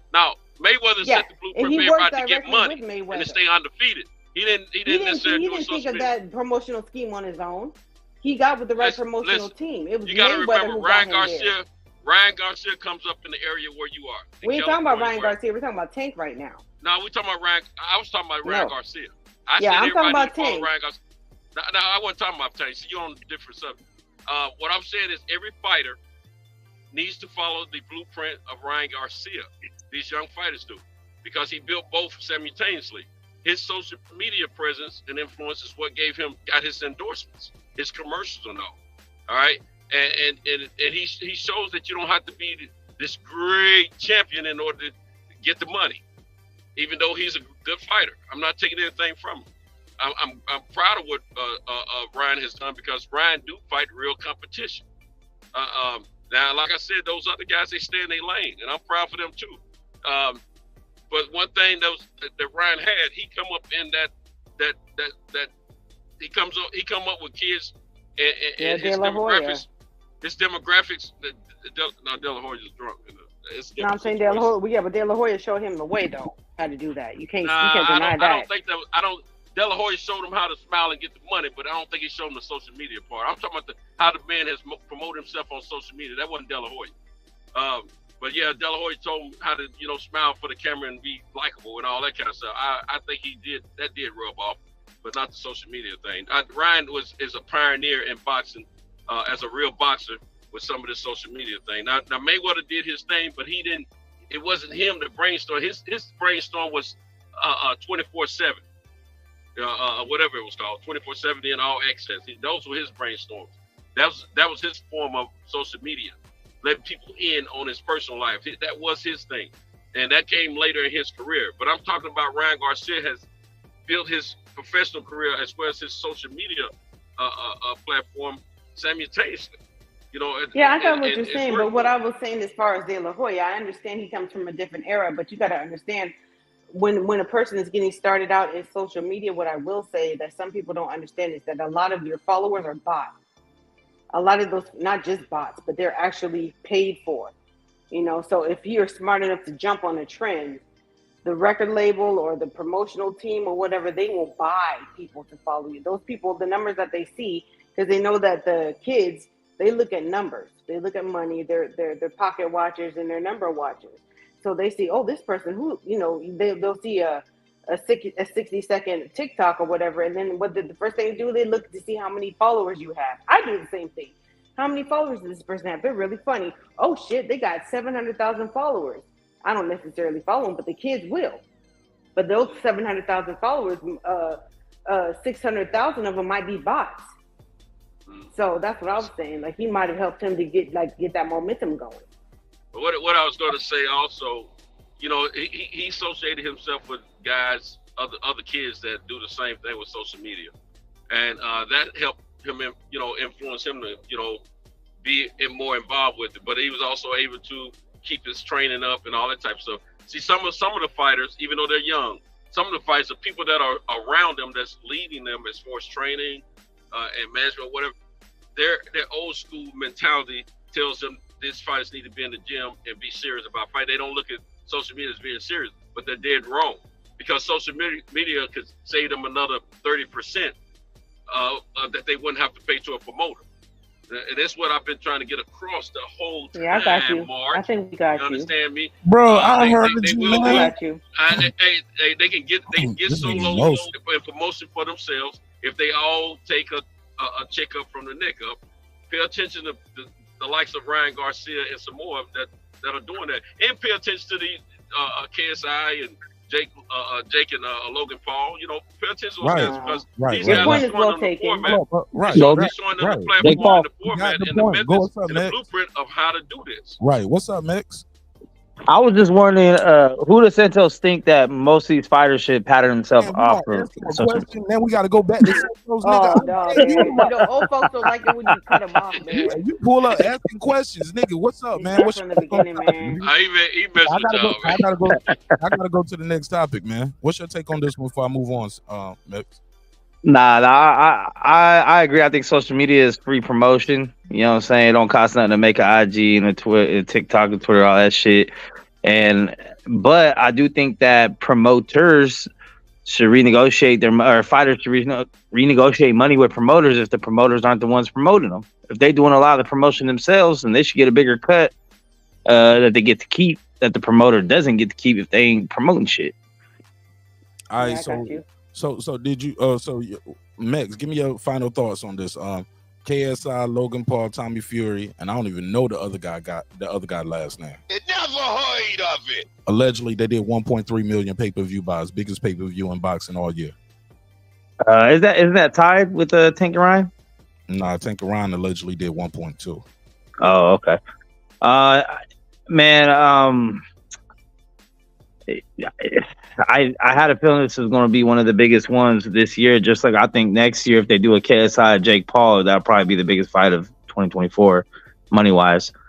I'm not surprised at all, man. I mean, first of all, it's UK, and second of all, like this is the way. Once again, boxing goes as casuals take it.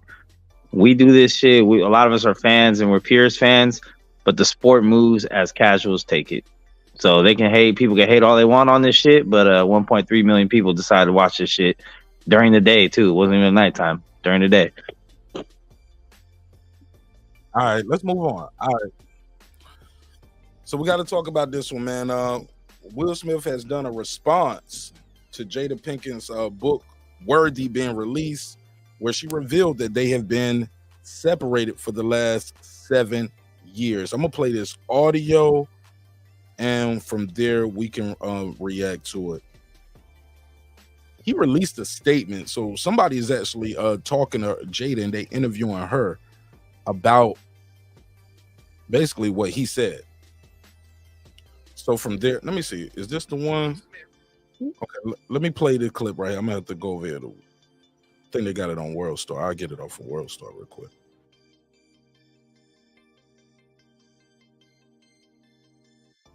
Fuck Jada. That's all I'm gonna say about that cunt.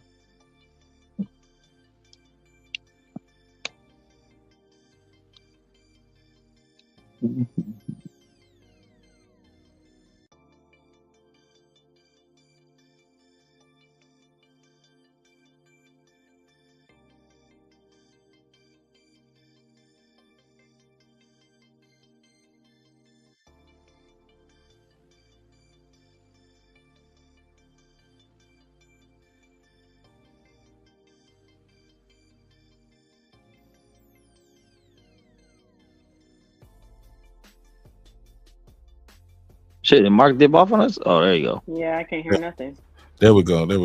Last thing I heard was Nick just he was like, "Fuck Jada." That's all I'm getting to see about that cunt. Yeah, fuck that cunt. Emotional. Nah, fuck her. She's a horrible example of what a woman and a wife should be. All right. Let me play the clip. Let's play this clip. This is not the full thing. I want to play this other one. This is a short version. So look, let me go back over here. Here we go. Another great love. There's no finding another great love, and I think point. It's like we are in a place now. Nah, I'm gonna play this one. Publicly, a web deal. Here we go. Age of web. So this is. So they all cheering. I also have a letter from Will. Okay. Congrats, Dink. I just turned the final page of Worthy, and damn. Gonna get you to do the damn. How would he say it? Damn. I just turned the final page of Worthy, and damn. It is amazing to realize that despite having lived most of my life by your side, I still found myself shocked and stunned and caught off guard, laughing, then inspired, then heartbroken. I was all over the place.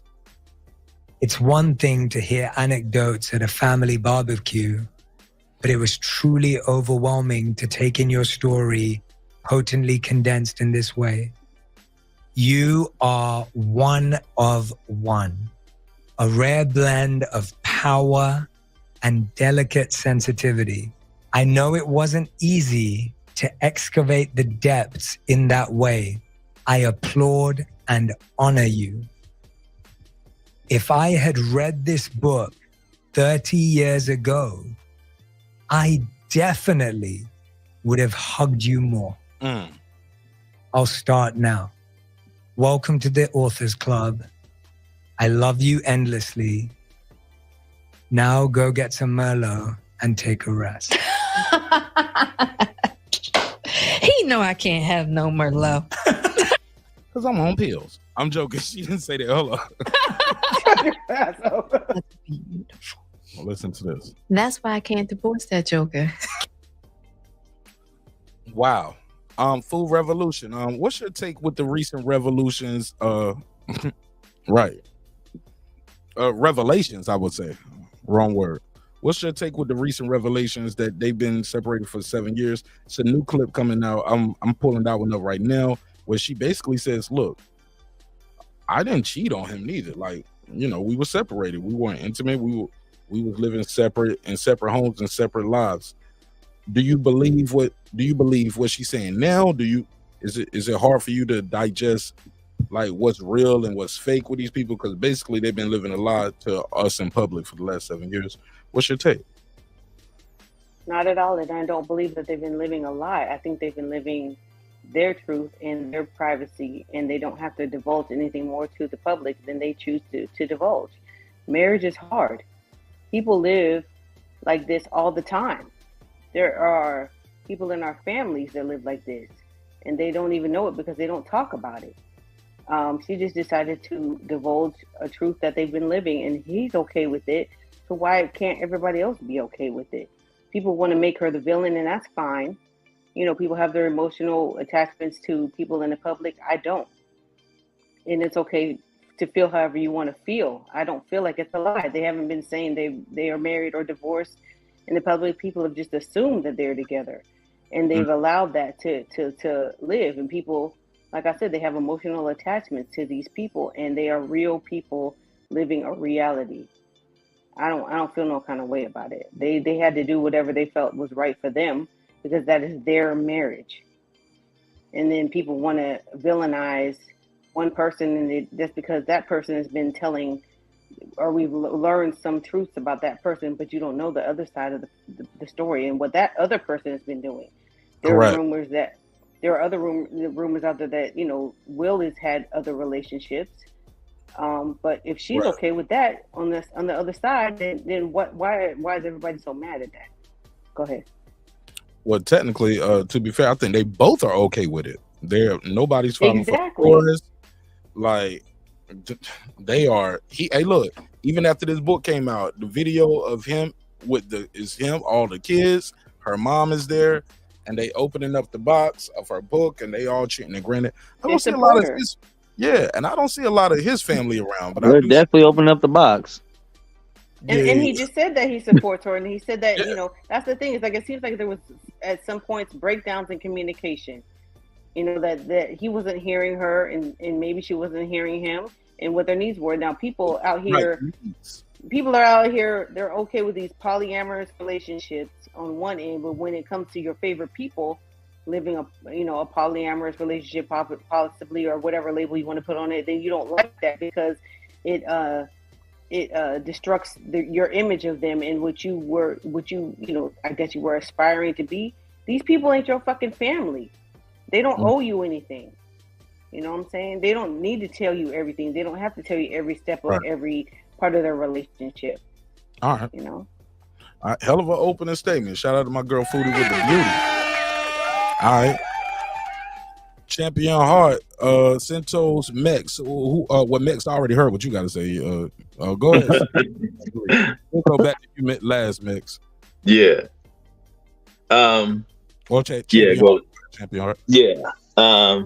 You know, I I wasn't surprised because I knew what their relationship was when it started.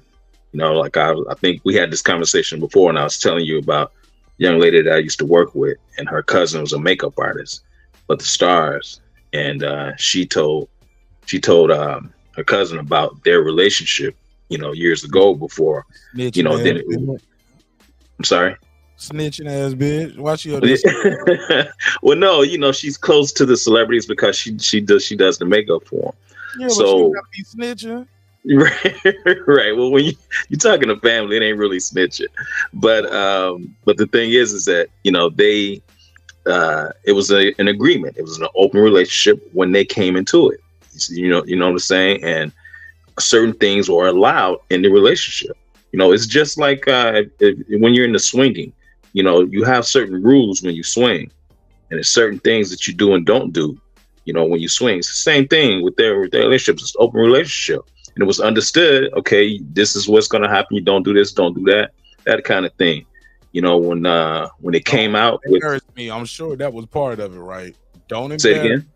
Exactly. That was part of it. And see, and he had to reel her back when she got sloppy with that kid, August Alsina. You know, and she got sloppy with that.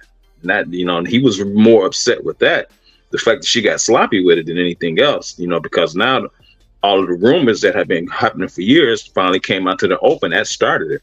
Now here she is with this book that's going to be. They could have kept denying it. She could have kept denying August. Yeah, but everybody, like I said, the rumors have been flying for years before that came out. That's what I'm saying. This just could have been another rumor. It could have went away, just like August Alsina's career went away.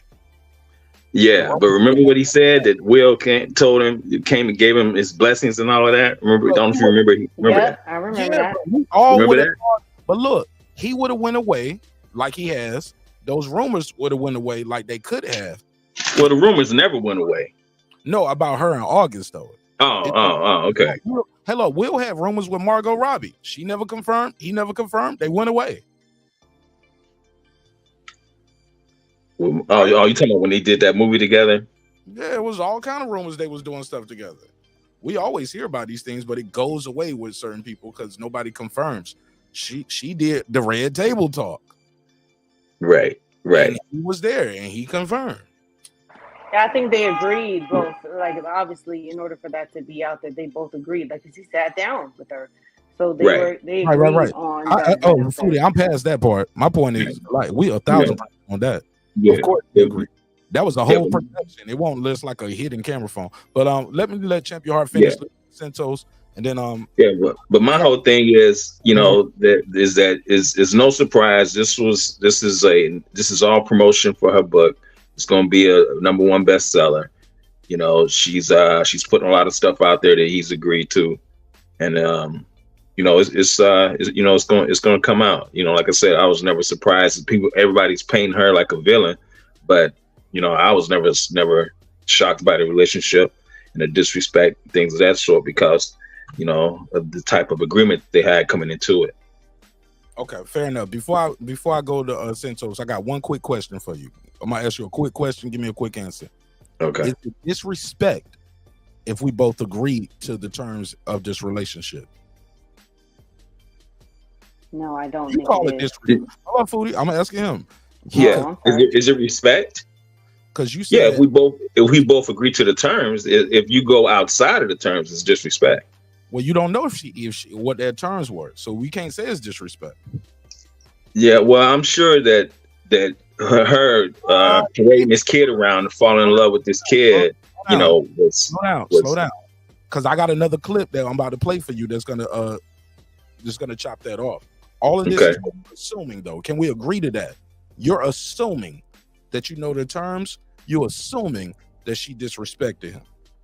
These are this is how you would feel. I'm not assuming that they had a real open relationship. I mean, that came from a reliable source. Let's slow down. Well, it's not on wax, man. According to you, somebody told somebody who told you. Right. Okay. I mean, she has no reason to lie on her cousin. You're missing the point, though. Didn't she don't even know all the terms of their relationship.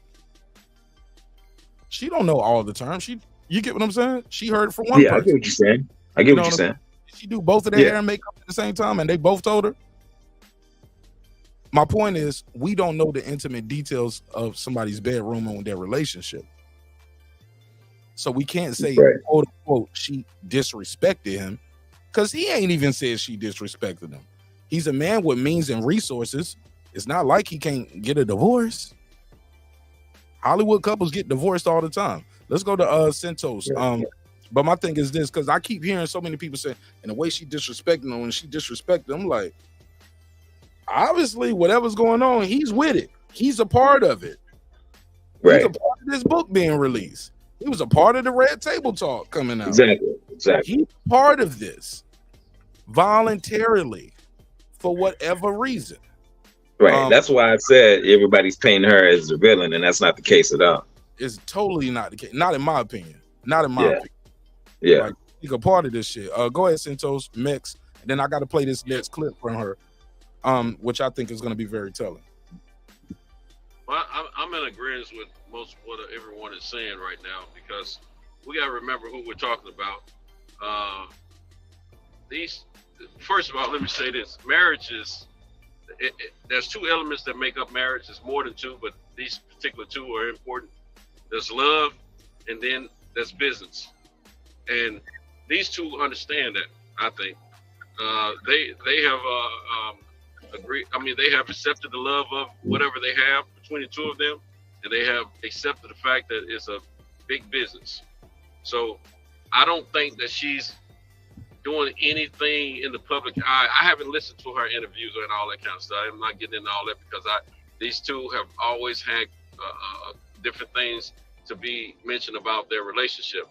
I think we as the public, the majority of us know that this is not the traditional American marriage. As far as then maybe it is an American traditional American marriage, but it's not the traditional Christian marriage, I would say. But at the same time, the two people that are in love and whatever they agree upon is between them and no one else. And I'm cool. If he's cool, I'm cool. He's getting bread. It's anytime she's coming out trying to get bread, it's always some controversy. So that's just what it's been over the years. But this also goes back to what the previous subject that we talked about, self-promotion. And that's what these two are very intelligent about. All right, fair enough. Go ahead, Mix.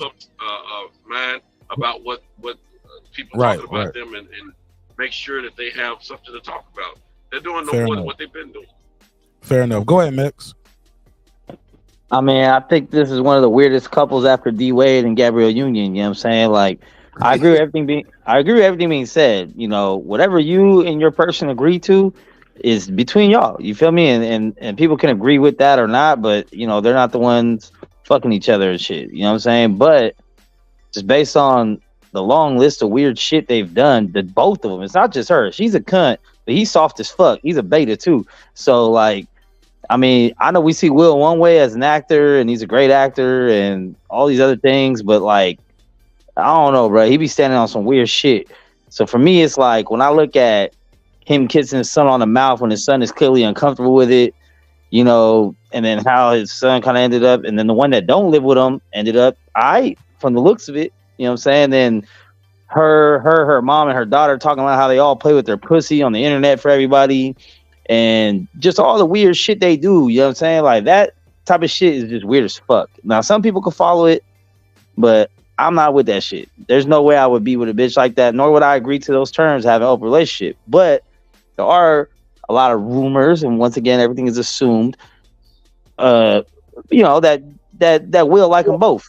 You know what I'm saying? They like to dip this thing both flavors. So, I mean, there's probably a lot of weird shit they agree to, but I don't think it should be public information. And once it becomes public information, then everybody has a right to have an opinion on it. Absolutely. That's my thing is I don't like this whole, like, we're going to tell the world about our shit, but y'all better not judge us. Like, no, you're going to be judged. You put the shit out in public, you're going to be judged. So. Yeah, but you guys are making final judgments with limited information. The information given, that's all we got. Okay. Fair enough. Go ahead, Puro. Hold on. Let me go to Puro because he is a member to the neighborhood. Go ahead, Puro. What up, Puro? Oh, excuse me. Mic check. Big Puro. Say what? Yo, what's up, Puro? Speak up a little bit. No, you sound low as hell. You sound like you Yeah, I can't hear you. Sorry, it's just this mic. I ain't trying to fuck it up. Sorry, hold on. Sound like you getting kidnapped, nigga. What about now? You sound like you in a blanket. You in the trunk or something? Blanket? Or you sick? Or you sleeping? My throat's a little bit raspy, but how do I sound now? You know what Michael Douglas said happened to his throat? What happened? I don't. To be honest, I don't lie. I don't. Are you being abused? You know what he said? That nigga said eating pussy gave him throat cancer. Nigga. Right. No, I ain't heard that. Y'all didn't know that? It's a hell of an excuse not to do it. Yeah, No, I never heard that. Yeah, Never that's heard what he that. said. Disappoint the wife then. Fuck. That's what he said. He Nah, baby, I can't do it. I got throat cancer. I was like, don't get mad at that act. No, get mad at that bitch you was with. You know, problems, whatever she got going on. Get mad at her. That bitch put something up in there. She stuck something up in there. Yeah, you the stick-up champion.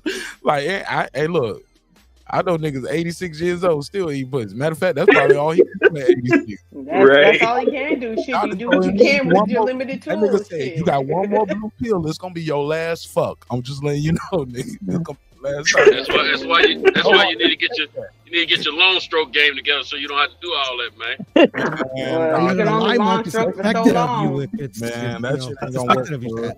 Ain't Give it all you got. gonna work forever. Man, they could just put some Astroglide in there, man. I'm 56 and I'm having a ball. I said 86, bro. But it's okay. Listen, I'm a nurse and I know what niggas about his fuck game up here, man. We don't care about how good you fucking. Third time tonight. What the hell? Hey, thank you, Mark. You did. Hey, Mark, you just promoted me. I appreciate it. It's third just promoted me. How good you fucking. Nobody care. Ain't none of my niggas up here in Foodie, and she in California. She good. She ain't waiting Hey, food is a nurse, so they have something to talk about. And I'm a nurse and I know we'll be living in people's throats. I get the reports. That's all I got to say. What's up, Pure? What's this topic, man? What up, Mark?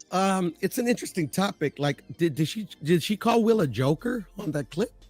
Yeah, she was like, man, you see why I can't divorce that joker? That's what she said. Hey, food, he got something in his throat, don't he? Yeah, but don't take it literally. Hold on, go ahead, Puro. Go ahead, Puro. Let Puro. No, Puro, don't take it literally. She wasn't calling him a joker like a joke. That's just like saying that guy or that bloke or that N word, you know. Yeah, nah, joker, nah. I'm sorry, nah. She meant he could have said she that. was trying to insult him. Yeah.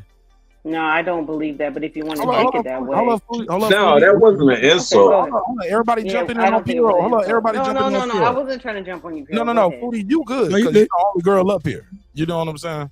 So we're gonna have to let you have free reign. You're the only lady up here, only woman. Excuse me, I said girl, lady, woman. Sorry. Look at me. It took me 3 tries to get it right, Foodie. But go ahead, Puro. But you took umbrage to the fact she called him Joker. Yeah, I mean, I found it as disrespectful, to be honest. But maybe I'm just from another time. Like Joker. I don't know. It just didn't sound like a term of endearment. Hello, bro. You cut him off. Go ahead, Puro. Yeah, it didn't sound like a term of endearment to me. You know, she was trying to make light of I don't know. It just didn't sound right to me. Hey, Puro, she was meaning like if somebody said rascal or something like that, man. He knows what he knows. He just don't appreciate it. It's different cultures. He got his own opinion on it. Like everything else we talked about, he just got his own opinion on it. So, but what you give me your take on them like being separated for 7 years and it's just coming out now? I mean, I got a kind of unique perspective because when I was young, I actually went to their joint birthday party when I was like 19. Wow. I had a buddy that took me over there. I didn't get to meet him because they were like kind of like sectioned off from everybody else. But like I remember as a young man. What's up, brother? But it was their party? Yeah, it was their party. It was I believe they were both turning 30 or something like that. But yeah, it was like a big party at the Universal Studio. They have like a little they have like this big hall where they rent out to people. And like literally it was like out of sheer coincidence, a buddy of mine is like, hey, I'm going to this party. And it ended up being like their birthday party. But I didn't get to meet him because, like I said, it was cordoned off. But I mean, it's just like I remember hearing those rumors back in the day how they had an open relationship and stuff like that. And then I remember I met the oldest son. He seemed pretty normal. I mean, I just said hi and bye to him because they had like a separate room for the kids where they're playing like fucking Xbox or whatever. Back in the day, I think I like got an Xbox game in with like some kid, Then I remember seeing. I don't know if the kid Jaden was there yet. I don't know if he existed yet, but I do remember that his son, the first one, I believe his name was Trey, was there, and Right. I talked to him for like maybe a second, and he seemed like a pretty normal dude. But yeah, I just like I don't know. I think it might be pride with Will. I don't know. It's a weird situation. Okay. Well, okay. Well, people get divorced every day in Hollywood. Let me play this clip right here. And some would say, hey, look. And then we'll open it back up to everybody. All right. Got to plug this.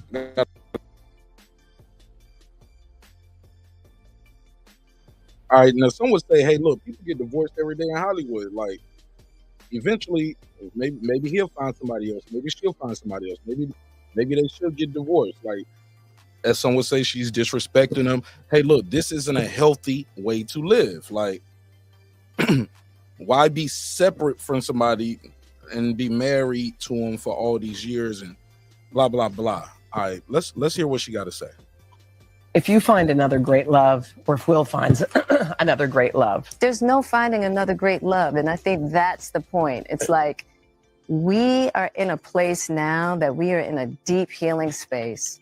And we are really concentrating on healing the relationship between us. So it may not be the divorce on paper anymore? There's no divorce on paper. I mean, not on paper. There might not be a divorce in theory anymore? Yeah, no, we really have been working hard. Oh. See? Okay. Well, I didn't know that. We might I was trying to think. Well, wait. Totally missed that on the whole. That's the whole thing. So wait, just so I'm 100% clear. You were divorced, not on paper, but now we might. Pause for a second. This lady didn't read the book. Somebody read the book and highlighted certain key points, or she thought she was just going to float through this interview and ask some compelling questions without reading the book. Jada is clearly looking at her like, bitch, you ain't even read this shit? Like, you don't even know what's going on? Oh, let's rewind a little bit.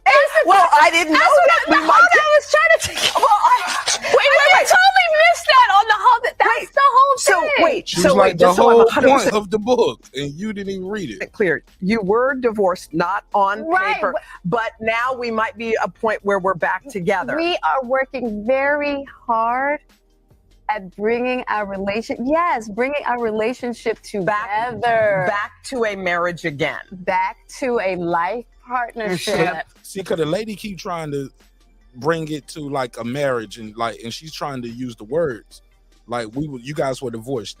She never said divorce. They didn't say divorce. She keeps saying that, and Jada's looking at us like, no, being life partners. Like, so, but according to them, they was already life partners. So this shit, the math ain't math. And hold up, Jada.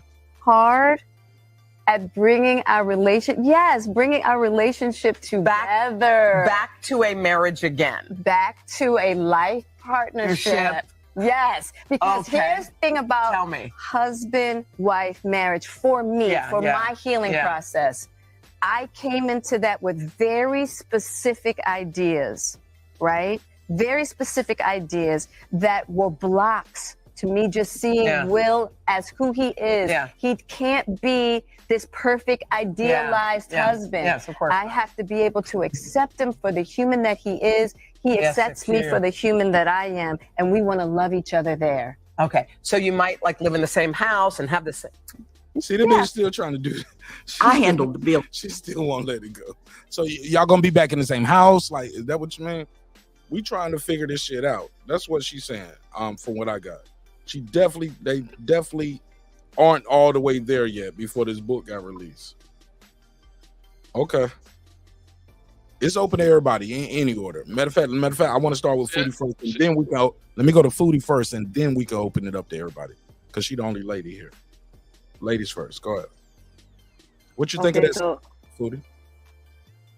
Well, the lady was trying to figure out if they had got legally divorced or not, and and it doesn't sound like they ever got legally divorced, but they were living, like we said, separate lives, which is kind of on the verge, depending on how long they had been living separate lives of like divorce. Like we're living completely. I'm dating, you're dating. We're doing different things. So I don't think Jada was ever saying they had gotten, because there is once you get divorced legally, there's only one way to that.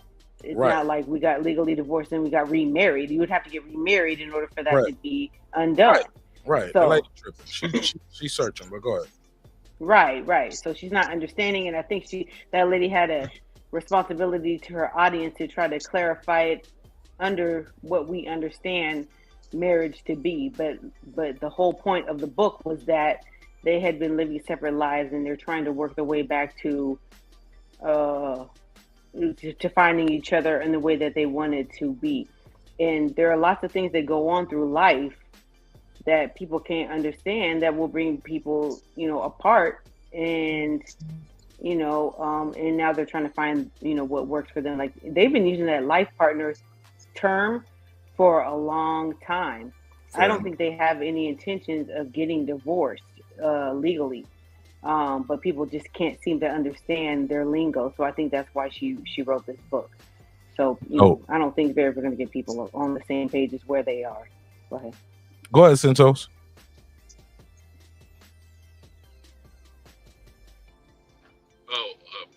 Yeah, see, I've been under the impression for years, there's some kind of information I received through my ears and mind years ago that they were living separately.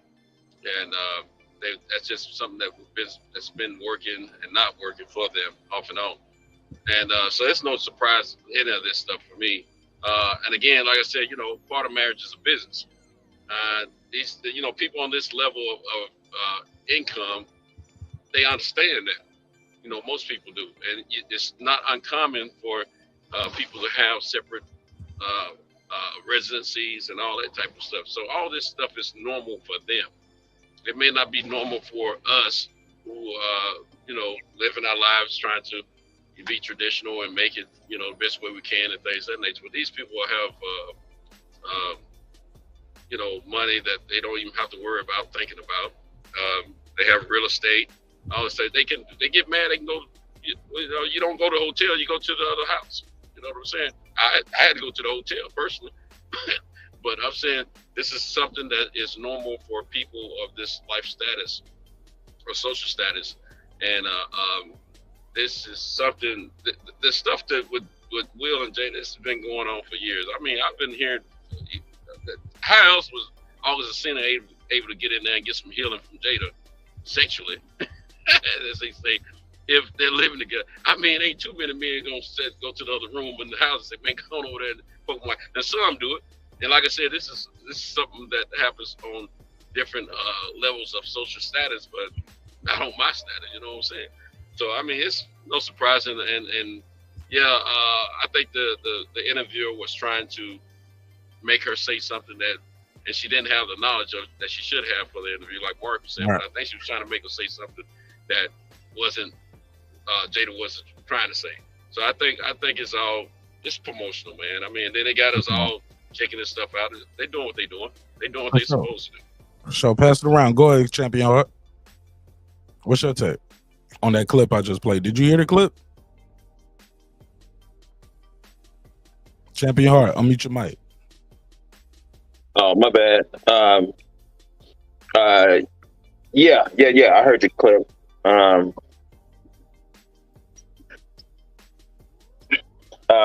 Yeah, man. Like I said, their whole thing is, they're promoting the sheet. It's all promotion. It's all it's just for her to sell that book. Again, man, I wasn't surprised by it. What Mex has said, about Will and both sides, back when I heard they had open relationship, that was expressed as well. From the same person that told me about the open relationship. Slow down. You said it's just to sell the book. The book is the memoirs. That's what the whole book is about. In the book, she talk about too, but she's talking about her life, the whole book. So do you think it's a lie or what? Because the whole point of your memoir is to talk about your life, and you do a book tour to talk about the book. Right. So do you think she's lying about what's going on? Do you think she's lying in the book? But the whole point I'm sure she, again, she's got to sell this book, so I'm sure she's going to embellish, some things. But who knows what all, that she's expressing in this whole thing. But I know that, this new, well, I guess you would call it controversy or whatever, is to help promote it. Interesting. All right, go ahead, Mex. What you think of that last clip? She was like, "We ain't looking for no new love and no new life partner. We working on what we got." I mean, I think they have a business marriage. You know what I'm saying? Because even through all this shit, they've chose to capitalize on different things, like the Red Table Talk with her and Will. That made them money. You know what I'm saying? A lot of this stuff is making them money in the process of having people interested in what's going on with them. Even the whole, Chris Rock slap thing, like, just now it's kind of seeming like a ploy at this point, because for years they were denying that they were swingers or open relationship, and as the years progress, they're kind of like, okay, we kind of are, we're kind of not. So, and it's like now all of a sudden things have blown up. Now you guys have been separated forever, and before August Alsina did say that Will gave him his blessing, but at the Red Table Talk, Jada said that never happened because her and Will weren't even talking at the time. So it's like you don't really know what to believe and what not to believe, but one thing to believe is they get money out of it. You know what I'm saying? But I think it's just too much just weird shit going down in that household. Like, I mean, fucking your son's friends is kind of crazy. I mean, regardless if you have an open relationship, like, that's your son's homie. You just like, ooh, they look cool. Like, what's good? Like, that's just weird, bro. Like, I got a 14-year-old daughter, and I don't know, when she's 25, 26, I don't think I'm going to be fucking her friends. You feel me? Like, hold on. August and their son isn't the same age, though, right? August is older than their son, correct? Yeah, that's weird. That to me, I mean, not to interject, but that's weird to me that he had a friend that was that much older than him. That's what I was. Yeah. I mean, it's Holly weird, man. Nah, I need to look. I need to look. It could have been a musical. It could have been a musical thing with Alsina and their son, because he was trying to focus on music pretty seriously for a minute. Their son was. I mean, they're like 5-6 years apart. That's not too much of a stretch. Yeah, at the same time, like them Hollywood kids, they grow up a little faster than regular kids. Right. Jaden definitely did. Yeah. Because they were saying that Jaden, weird about it. They were saying that Jaden has been out of the house since he was like 15. And by out of the house, out of the house, that means like in their world, y'all all over each other. Y'all all over each other. Go ahead, Foodie. You know what I'm saying? But out of the house, that could mean that he was living in a different property of theirs. Like he didn't go out and like get a job and get his own. Like they didn't emancipate him or nothing. Like when you're 15 years old and you come from money, and you are not getting along with your parents, then you can just go and live in a pool house or whatever. So that's what that could have been. And he could have been doing things, and having friends that they didn't know about, but clearly she did know about his friend. I don't know. It's weird, but go ahead. There's a lot of limp wrist activities going down though, because Jaden himself is kind of sus. We already know August Alsina got a boyfriend now. You know what I'm saying? Rumors have been out there about Will. Whoa, I didn't know about that. Me neither. Yeah. August Alsina came out sitting next to his boyfriend and shit. This is all after. They both said that they were boyfriend and boyfriend? No, they didn't. No, they didn't. That's another assumption. About that reality show clip that came out. Yeah. And he said, "I love you." But what came out from what I heard was that was his brother. And he's telling his brother he loved him. But the way they ended it was abrupt to try to make a cliffhanger and to get people to just that whole Hollywood spin, yeah, trying to make you watch season 2, but ain't nobody checking for that shit. It never heard of it. Yeah, I don't even know what show you're talking about. Yeah. Right, Foodie. It never heard of it. Right, I'm still waiting for BMF to come back on Stars. Let's go. Right. I gotta wait for February or March for that shit, but I'm gonna watch it. I haven't even caught up on Tommy. But we'll talk about it another time. Yeah, I got to get caught up. I've been waiting, because it's been so slow on that show. I've been kind of waiting until I have like literally nothing else to watch. I kind of don't. I kind of like how they play with the whole mental health bullshit, though. I think that's just a cop too. Like I need mental healing, and I'm on my journey, and man, shut that shit up. Just so people can't say nothing about it. Hold Like, up. No, everybody is on that thing though. Right I now. never heard them say we can't talk about it though. But that's a I never heard us say y'all let us. No, let us, no, let us- overall, like in society, when people are going through a journey or mental healing, it's expected you won't kick them while they're down, kind of thing. You know what I'm saying? Like, you shouldn't clown them. You shouldn't. Now, I mean, it's a free country. You say whatever the fuck you want, but most of the time, it's frowned upon if you use that language. Yeah, but it's spin because what I'm thinking, like I'm looking at Jada right here with the bald head, and she's talking about she had alopecia, but now she's doing these interviews and she got like a full head of hair. So I'm like, okay, people just like to pick on different weak that shit points. patchy. I ain't even gonna hold you. That shit kind of patchy, my G. You know what I'm saying? Oh, well. Patchy. I mean, even people that, like, she got a little they tennis do. ball. They She got do. I ball that's shit what going you're on. saying. As The far as bitch like walk picking around on- bald and expect nobody to say nothing about it. Like, But just look, keep in mind, she's not alopecia like this, where she got to look like she's Onyx or Tupac or some shit. Listen, it's a lot of chicks out she here want to that be do be. Tupac. She The bitches be wearing braids in their hair and they ain't got no whole front part of their hair all the But- way back to the middle of their forehead. That's real alopecia, but that shit ain't Yeah, never growing back. hers is Alopecia, it don't grow back. Yeah, she probably got some spots and patchy though. It don't grow like it used to. You know what I'm saying? She might have got a the spot. right kind of hairstyle for the bedroom, though. I mean, you can cuff that head and not even mess her hair up, man. That's Put a plunger on her shit. Yeah, but I as mean, you that's get what older, like alopecia she's a doesn't woman over grow. 50 now. She's over 50 now, and as you get older, your hair does get thinner because your natural hair color would be gray, and gray hair is much thinner than regular, your natural hair pattern. So, I mean, it may be thinner. Foodie, we ain't gonna skip over the fact that Cinto said he gonna slap on the back of the fade. I said I can cuff her head. Trying to palm a basketball. No, while you cuff her head. You cuff her head so she can't get away. You see what I'm saying? Nigga, I ain't palming Get the away back from what? of a Why she trying to get away? She little as fuck. She like 5'11" type shit. She's like, Man, some of them be squirming. Some of them be squirming, man. Some of them be squirming. You gotta lock. You either lock the shoulders or you lock the head. She can't go nowhere. That nigga sound like Oh Lord, that sound like something else, man. You sound like you doing some other that shit. nigga sound like he about to be with Benson and Stabler. On everything you do, nigga. Yeah, maybe if you trying to let her go, you need to let her go. Let her go, Santos. That Hey, nigga sound like y'all need to join some of my courses, man. I've been known to teach My classes. courses. Just saying. Your I course. mean, does alopecia have a cure? No, there's no cure for alopecia. Does alopecia have a what? There's no cure for alopecia. They have treatment, but there's no cure.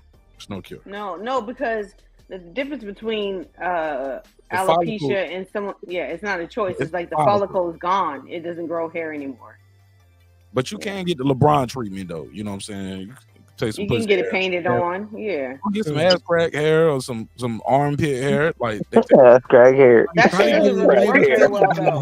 Nah, I'm just Nah, them hair transplants don't work well. They look like I'm just you end up telling looking you, like man. a little baby doll. You Now look you like gotta them get the them right baby one. dolls with a little. Nah, you got to get the good doctors. You got to get them big boy Them doctors. niggas be lying. They be lying. Man, Because the average Tory public Lanez don't got know, that but new that should be lying. Hold up, Foodie. That nigga Tory Lanez got that new hairline though. That shit. DJ, what's up with that? That's fake hair, man. I'm telling you, it's one of them wigs that be Nah, growing. I seen that nigga prison mugshot. He ain't keeping no fake hair. That nigga got new hairline and new teeth just to go to prison. I swear to God. To get him knocked out. Yeah. Nah, I don't know. Maybe he'll be a bad bitch in there. I don't know. That ain't my business. I'm saying, right? Look. Damn, hey, y'all be like y'all laughing. Them sissies be running that motherfucker, man. Nah, I ain't gonna get into that. Let's go to this. Yo, did you say that? You know we live, right? You know we live, right? They can hear They you. do. They be running. Okay, we got to get to this one. Did y'all hear the story about the chick at the Cheesecake Factory? Her, she goes by the TikTok handle Equana with 3 A's. She goes to the backstory of this. She goes to the Cheesecake Factory with a homie, right? Matter of fact, the backstory is, from what I'm hearing, she didn't even like old boy. She said he hollered at her while she was out with her friends. She gave him her number. He's been texting. She was like, this nigga talking to himself. What you talking about? August? No, I'm on to the next topic, bro. Oh, story. Yeah, we're on a whole nother story. little Okay, bit of it. yeah. Blew my I mind. see the screen. I see the screen. Stay with I me. see this shit. Yeah. So we got his sister right here. She's out on a date. She do take her out, buys. She spends about. She said, "It's." Let me see. This is her right here. Can y'all see the screen? This is her. Now right here, she still got some Meg Thee Stallion type features for me. I ain't gonna hold you. You know what I'm saying? And I seen this one of these videos when she did the makeup application, so I know what I'm dealing with when I see her like this. What she look like regular right here. Like this. Yeah. Like I see what I'm dealing with. You get what I'm saying? Like no disrespect to Shorty, get your coin. I'm gonna mute this. But as y'all can see, I see what her face look like right here, regular, right? And this ain't even regular. This is already treated, the eyebrows, and she got lashes on.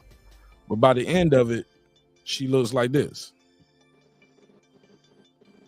She don't cover up her blemishes, just that and the third. So I know Foodie gonna be partial to her because she's the blonde. But when I see posts like this, just because you're taking me out to eat and paying my rent, don't mean we're in a relationship, sir. Okay, cool. I ain't mad at you. Get your paper, sis. But here's why I got a problem with. She goes on a date with this dude. No, she don't like the dude. No, she ain't trying to fuck with the dude. Ain't trying to be with the dude. Like I said, she don't even like him. But she's willing to go on a date and let him trick off on her. I don't know. It sounds like a little manipulation. And let's hear how this date went and how much shit she ordered. Like, cause she just kept ordering shit. She went in there. She said she ordered 48 not lobsters, oysters. Right? It seemed like it was on sale, $15 for a dozen. She bought 4 dozen of those drinks. She got some crab cakes, ordered potatoes. Like this nigga got up and got the fuck up out of Dodge. Let's play it. Late with this nigga I met a few weeks ago out with my friends. This nigga been texting me for weeks talking to himself. Why I didn't block him, bitch, I don't know. But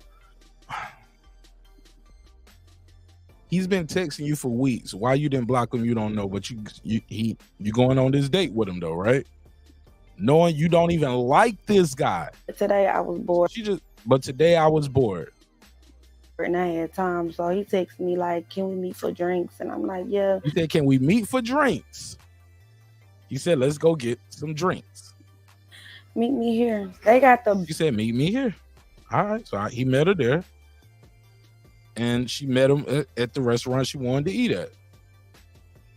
Best fucking oysters in Atlanta, like hands down. So I'm like, yes, I can get some content. Come on. So I can get some content. She's trying to get some content out the situation. So let's go. It's so good. So she's out ordering these oysters. And it's gonna get disgusting too, because hearing her slurping and burping and farting, eating all these. Oh, I hate hearing people slurp oysters. It's disgusting. But go ahead.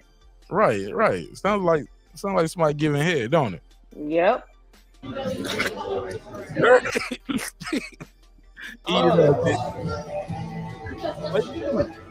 Play free.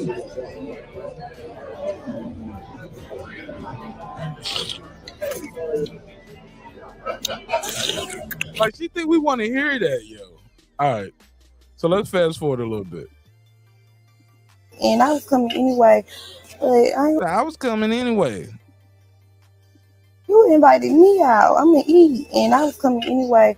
But I ain't gonna lie. No, I wouldn't have did all that, but I did. So she admits, like, if she thought he was paying, so she went all the way in. She was like, if I was coming by myself, I ain't gonna lie, I wouldn't have did all of that.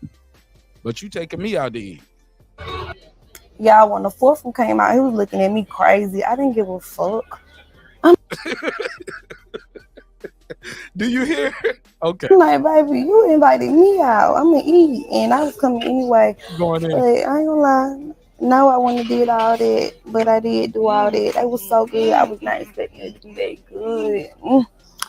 It was just It's like she's trying to over sexualize it a little bit too, in my opinion. But go ahead. so good. Like I had like, baby, what's next? What I'm about to eat? You see what I'm saying? Like, y'all hear it, right?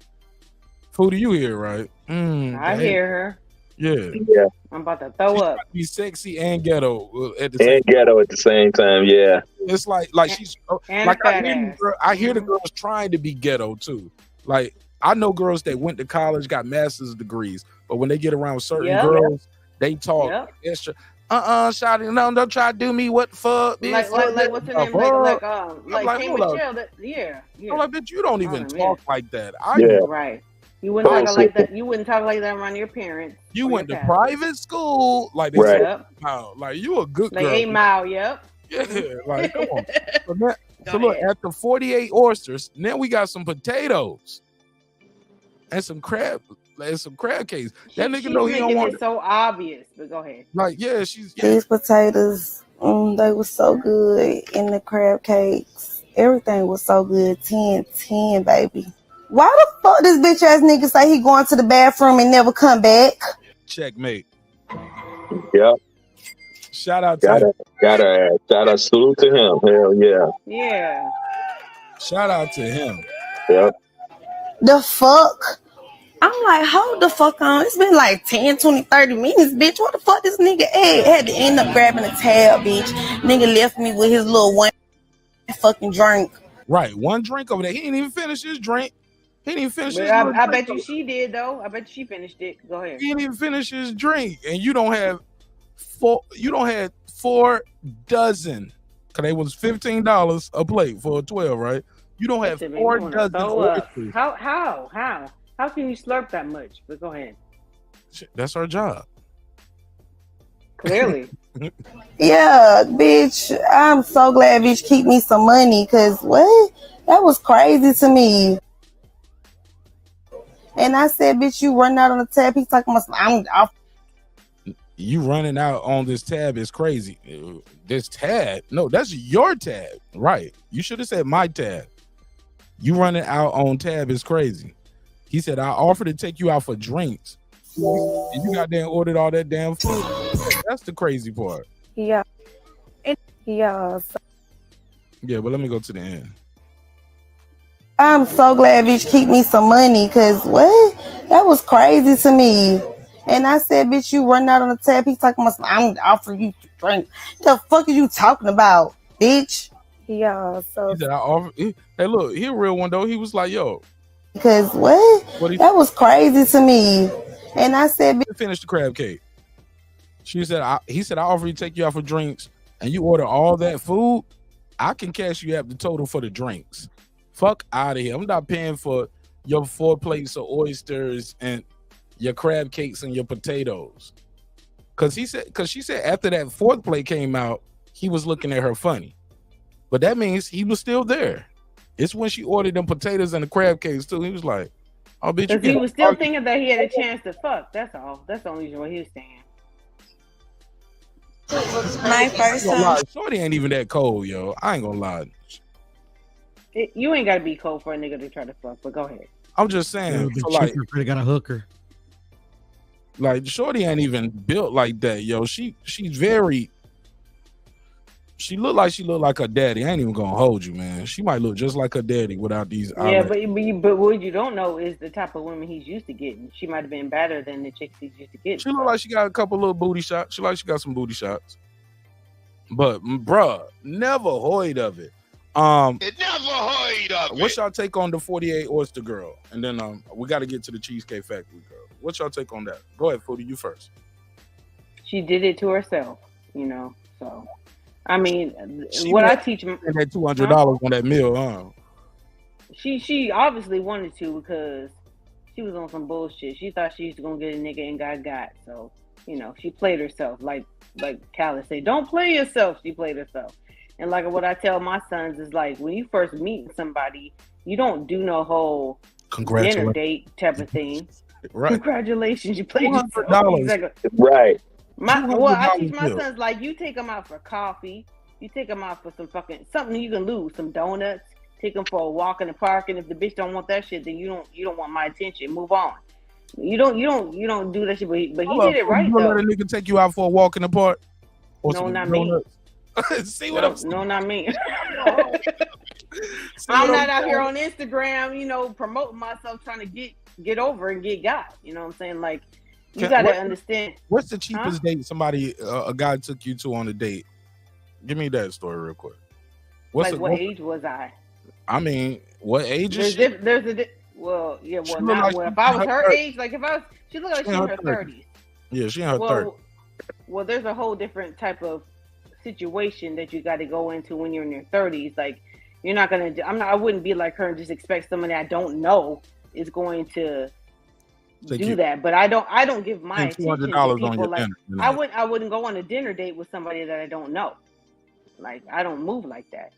So when you moving like that, you do. She's smart. At least she brought some money with her, so she didn't have to be out there busting studs and busting it wide open for a dinner. You know what I'm saying? At least she did bring some. But what I'm trying to figure out is, where do they make $10 bills at anymore? I ain't seen a $10 bill in a long time. She pulled probably up a dancer. She be doing. I didn't know they had shit. Well, to be honest with you, I ain't even seen cash in a long time, so I don't even know. But at least she did. She was able. She had a one too. I didn't even know. Like, do they make $5 bills anymore? Like, I don't even know. But yeah, she did it right. At least she was able to cover her bill. But she shouldn't be out there trying to blast a nigga for playing herself. So go ahead. All right, Champion Heart, take the lead. What you think of that? What you think of that story? Yeah, she definitely played herself, and she got exactly what she deserved. Man, that was foul. I would have left when she was out there with the phone recording everything. I'd have left then. I wouldn't have waited to the fourth. We don't know if he was there. He could have been already inside. He don't know. She could have been. No, he was there. No. I mean, when she sat down and she was recording herself eating and all that shit. Oh, yeah. I'd have blazed before the fourth trade even got out there. When I saw her doing that. Why you keep recording yourself? Right. Like, we supposed to be on. And that was the point. Like, at that point, he knew he wasn't gonna pay for it. He already knew. Yeah. Yeah, I could get that first trade. Like, oh girl, y'all look at this shit. Look. Right. But the second plate, the plate, the fourth plate, it's like, oh, you playing with me. Right. This ain't buffet. Okay, go ahead, Champion. My bad. Yeah, but that's that's it. She just like Foodie said, she played herself and was trying to get somebody and got, instead of just being honest with dude and just saying, hey, I ain't into you like that, and let him go on his way instead of, trying to get him. Go ahead, Santos. She just, I'm like everybody. She played herself and she got what she deserved, but she's not a woman to me. Speak up a little bit, Santos. Okay. Y'all can't hear me? There you go. She's not a woman to me. She's a girl, and I don't mess with girls. I mess with women. So I wasn't trying to hook y'all up. I wasn't trying to hook y'all up together. I know that. I'm just saying she really ain't nothing for me to talk about because she's not in my stratosphere. Fair enough. Go ahead, Puro. What's your take on the topic? That's the topic right now. What's your take on the video? I'm gonna keep it short and sweet because I gotta use the bathroom. I've been holding it for a minute, but I'll be right back. I'm actually kind of glad with like situations like this that I'm not a man that I used to be, bro. Because it's crazy out here now. What you would have did?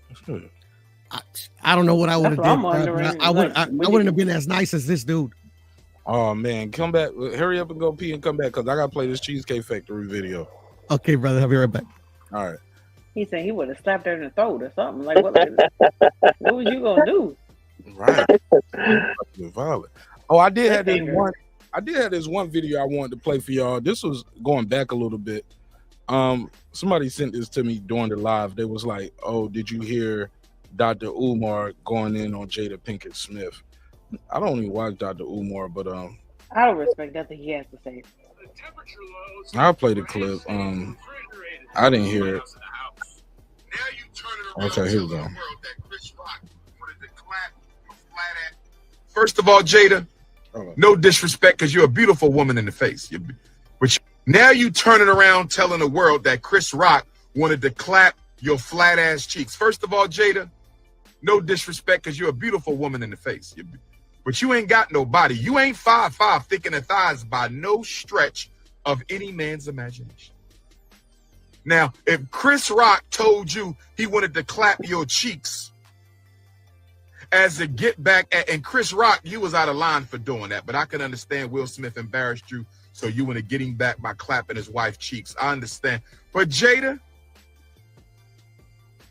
what did you do in response to Chris Rock asking to clap your cheeks? Why did Chris Rock feel so comfortable to ask you if he could clap your cheeks? See, when a woman comes to you, black fellas, I hope my brothers is listening to me.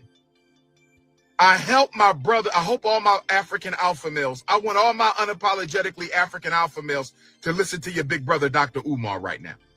I want all of my He tripping. He said unapologetically built. I'm sorry. I gotta apologize. The long ass titties he got. He need to stop it. Yo, I had to laugh on that one. I'm sorry. Go ahead. The unapologetically African alpha males, I want you to check into your big brother Notorious RBG one time. Yo, stop it. Man. That nigga said Notorious RBG. Oh my God. If your woman ever come home saying that a man solicited sex from her in a very private manner, not vulgar, not boisterous, not out loud, not disrespectful. If a man pulled your woman to the side and solicited sex from your woman, you got to be a little suspicious. If a man pulls your woman to the side and solicits sex from your queen, you got to be a little suspicious. That's two. Is he gonna say it a third time? If a man, Say it 4 times. Yeah, you're probably gonna say it about 4 times, 4 or 5 times. Yeah. 3 sexual times. relations with your woman, you got to be a little suspicious. What did she do to make him so comfortable, feeling like he can make it advance? Now, see, but what she said in that clip that he's referring to was it was a time where it was rumors again that they were separated. Chris heard about the rumors, called and said, "Hey, what's up? I want to take you out." So what you talking about? He said, "Heard you and Will getting divorced." She was like, "Nah." My question. Yeah, that was before the slap. Right, that was before the slap. Yeah, years before the slap. Right. I remember talking to Shelton Moore and KP, and I was like, that might have been why he slapped him. He was like, nah, he should have been more mad at August and wanted to slap him. I was like, a young nigga want to fuck. You know what I'm saying? I respect that. You know what I'm saying? Well, shit, men gonna fuck anyway, but somebody who's supposed to be my friend, somebody who's been around me for like 20, 30 years, you know, you think me and my wife breaking up, the first thing you do is you trying to fuck my wife, bro. Like, I should have slapped you then. You get what I'm saying? Yeah. You know what I mean? But I let that shit slide. But then you up here, you cracking jokes on the bit. Like, hold up, bro. Stop playing with me. Don't play with, you know what I'm saying? What men don't understand, but men do understand is that, and women, that a person that has a vendetta against you, they'll try to go after your so-called ex. You know what I'm saying? It's not about him wanting to fuck Jada. It's him wanting to get one up on Will. You know what I'm saying? So that's kind of probably what that was about. And then Will slapped him. So yeah, I ain't mad at that shit at all. What? You know what I'm saying? Niggas get slapped every day, B. All right, so look, let's play this Cheesecake Factory first date shit, man. I talked about this earlier. I don't know if y'all seen this video. I got a video. I did a standalone video about it, but I'll get y'all take on it. First of all, did anybody see the standalone video and know what I'm talking about? No, you don't. I didn't see it. Centos Puro Champion. Yeah. You talking about the video that you did, or the video of the whole cheesecake thing? The video that's out there with the Cheesecake Factory girl. Yeah. I've seen it. All right, Puro, you seen it? You know what I'm talking about? Yes, sir. I've seen a bit of it. Yes. Okay, cool. You see the video I did? No, sir. Okay. Y'all don't fuck. Man, I watched so many of your videos. I don't remember, bro. Good answer. Good answer. I'll give you a pass for that one. That was Good answer. good answer, man. I like it. Champion, are you quick on your feet, man? He's like, he said, I'm a black man driving around in Dallas, Texas. Shit, I gotta be quick on my feet, huh? All right, look, so Shorty. All right, so I'm not gonna play this whole 6 minute and 30-second clip, but here's the nutshell. The lady refuses to get out the car for her date to the Cheesecake Factory because it's their first date. And she says, basically, I look too good to be going to the Cheesecake Factory. Look at me. I would die if I go on the Cheesecake Factory. That's not exaggeration. She literally says that in the video. I would die. I can't be seen in Cheesecake Factory. This is a chain restaurant. All right. I ain't judging, but looking by her face, though, she has a very round face. She eat at chain restaurants, man. Yeah. I'm gonna tell you a funny thing too. The other girl too, who I saw at the oyster video, she in there acting all like that, grabbing all that, buying all, $200 worth of food and drinks. When she got a video on of her at the Dollar General going there, you buying Dollar General food, shorty. You get what I'm saying? Like you buying Dollar General food, like out the freezer. You going there buying some of their little Asian dumpling things and bought the whole rack of those. Yeah, but a lot of women, that's the thing, is like they live a certain lifestyle on their budget, but they want to live another lifestyle on your budget. Oh yeah, you're right about that. And she clearly said that too. Let's play it. I can't hear it. Would you want me Oh, here we go. Okay, so we missed it. Okay, this ain't the full thing. Because it's a clip of it before when she was like, yes. Mm-hmm. Can I play it from here? Let me see. Let me try this one. But this is her right here. She's not an ugly lady. No, she look extra regular, but yeah, she's regular. She's not ugly. And look at her trying to get off with the neon dress on. Yeah, and look at those basic ass hoop earrings, right? Everything is basic, but go ahead. Basic. And look, and I thought it was getting. I gotta say. Hey, look, and she trying to do my boy Aziz Ansari dirty right here. Somebody said that in the comments. Aziz Ansari took her ass back to the crib. He was like, "Fuck that." All right, let's see. Is this it? Let's play it. Let me just get the door for you. Okay.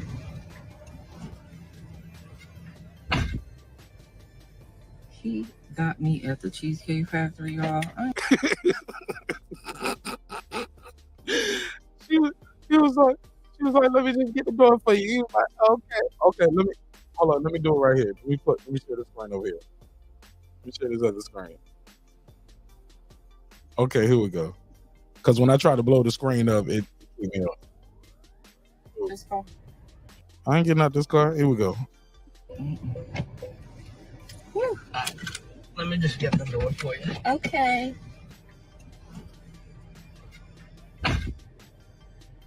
He got me at the Cheesecake Factory, y'all. I ain't getting out this car.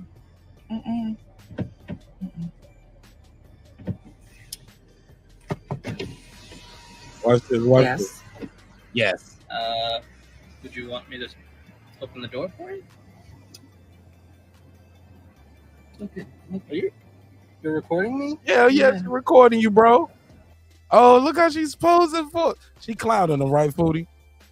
Yeah, it's a skit. But go ahead. Right? Yeah. This is the Cheesecake Factory. This is the Cheesecake Factory, y'all. What's the problem with that? This is a chain restaurant. Who takes someone that looks like this to a chain restaurant? You want to talk about it? I'm fine with talking about it, even in front of them. Oh yeah, I want to talk about it. Yeah, come on, get up on in the car. Yeah, we're gonna talk about it. Yeah, and I was like that too. I was like, maybe this whole shit is fake. They probably married and everything. Probably all in on it. But she ain't no spring chicken. She clearly ain't no spring chicken. Okay. So yeah. And she got Instagram and Twitter, all that stuff. She got to know she ain't the coldest broad out there, yo. She got to know. Yes. These ain't even brand new fresh braids right here, yo. Or lashes. I'm looking at the part right here on these braids. These ain't even fresh braids. And all that forehead, but go ahead. She on the Jada Pinkett side of the game at the top. Say all that forehead. Yeah. 5, 6, 7, yeah, too. Talk about it. Let's. Yeah, them braids start way in the back, don't they? Look Like where I them braids said, started. with alopecia, they be starting way in the middle. Way in the middle.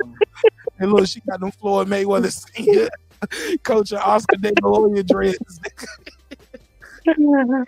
She got about 4 braids in her head.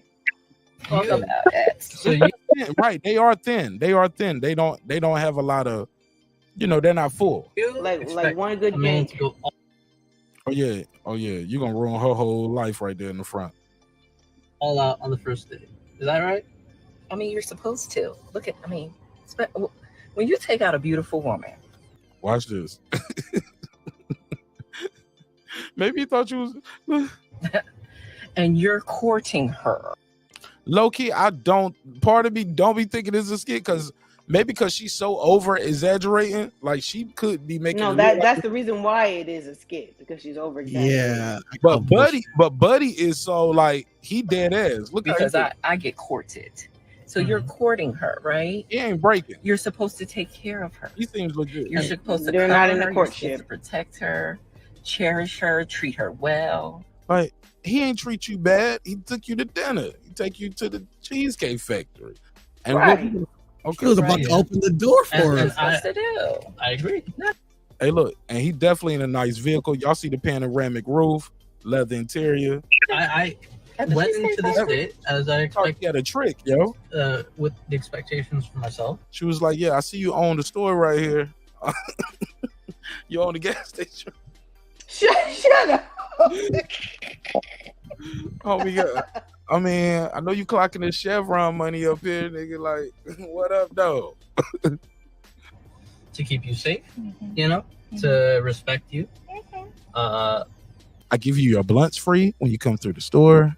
I let all you to pay for your food, of course, pick you up, of course, and just treat you like a gentleman, which I believe I have done. I mean, you've been pretty and then, nice, but yeah, he's been nice. I mean, and then Cheesecake Factory. I, on the other hand, have certain expectations for a girl I go out with on the first date. I expect her to be respectful too. I expect her to be cooperative, and at least What did I do that wasn't cooperative? You didn't get out the car. You didn't get out the car. Well, I mean, even when we were walking to the car, you wouldn't put your hand around my arm or anything like that, or he was trying to. Okay, he was You trying should have to. left her right there. I mean, it's too early for that. Okay, I yeah, don't know and you. I can respect that. When I got to your apartment to pick you up, you didn't want to invite me in. I can respect that too. We're not Again, maybe I don't we're not know there yet. Okay. Okay. Yeah, I can't even come in. I got to sit outside in the car. And then, cause your shit messy. But I mean, I feel like I'm doing everything I'm supposed to do as a woman. But I got myself there's all made nothing up. wrong with the Cheesecake Factory, right? Yes, there's a lot wrong with the Cheesecake Factory. Okay. Is it something wrong with the Cheesecake Factory, y'all? Like, I've been to the Cheesecake Factory. It's delicious. It's I've delicious. never been to a Cheesecake Factory. It's delicious. But it doesn't say no. Listen, but I've Got had steak, cheesecake from there, and I don't even butter. like cheesecake, and it do be good though. But And they got shit other than cheesecake. Man, you go there and get you a good ass steak at the Cheesecake Factory. Shit. Good burgers. do they have seafood? Do they have seafood there? Yeah. Yes. Yeah, Yes. they got everything. It's delicious. Full bar and everything. Full bar. The drinks are good. Delicious. Yeah, pretty good. I And feel like I would take my kids there, but I would not. It's not like it's the cheapest shit in the world neither, too. Like you No, can it run, isn't. I you do can know run that, the bill but, up with Oyster Girl up but there. there's levels to this shit though. But I'll explain what I mean. But there's levels to this shit though. But On first dates though, too, though. That's what I'm saying. but too. but the bitches are using the word courtship, and She she's meant not court. in a courtship. She meant courtship, like CORK. Yeah, but she's not being courted. Like you're not being courted when you show up to a first date looking like that. Well, I don't even know. Right, I don't even know how much I like you yet, as far as to be courting you. But She looks basic. She probably got on jeans and everything with that. She probably went that green top with some jeans. That don't look like no dress. That's a green. it looked like a bikini top from fucking Tszyu or Fashion Nova or some shit. Like, look at her wrists and arms too, naked. She looks sunburned. That's what I'm saying. You don't show up naked to a courtship type of situation. Like, you look basic. You don't even look at her knuckles. She got Clarissa Shields hands. That bitch work hard.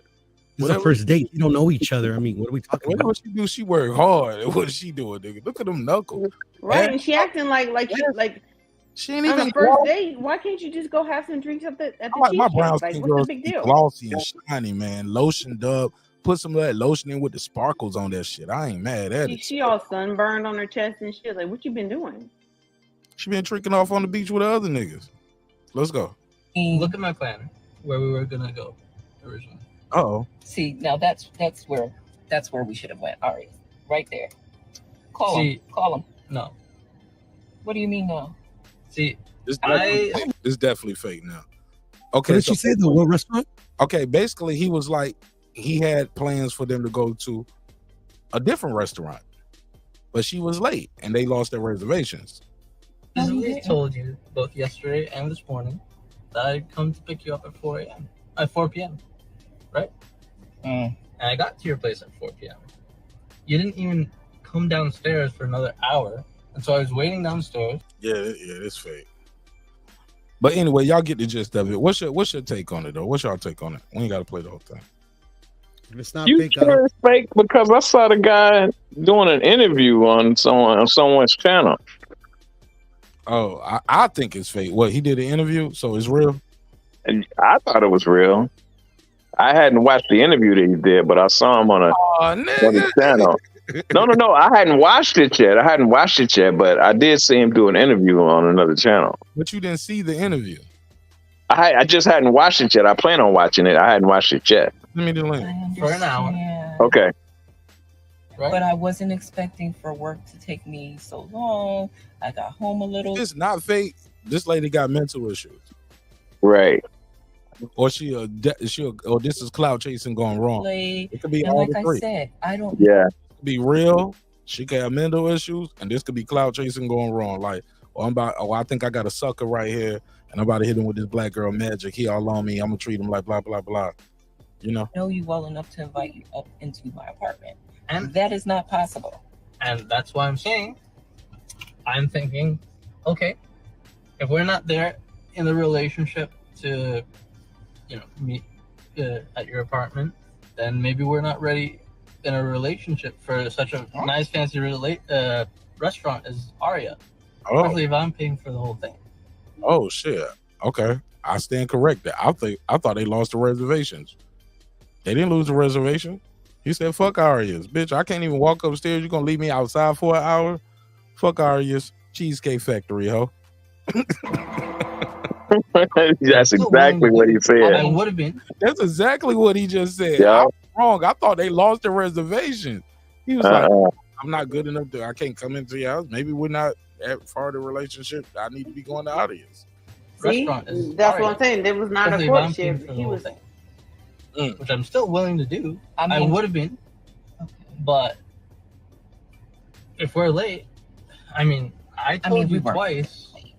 It wasn't that late. We literally left your place at the time the reservation was supposed to be.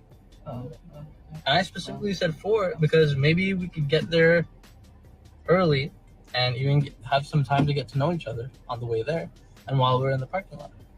We're waiting for a reservation. We can still get to know each other. Isn't there another restaurant you can call that, the equivalent to that? I literally you don't understand. Look at me. I cannot go in the Cheesecake Factory. There's nothing wrong with I will die. That's embarrassing.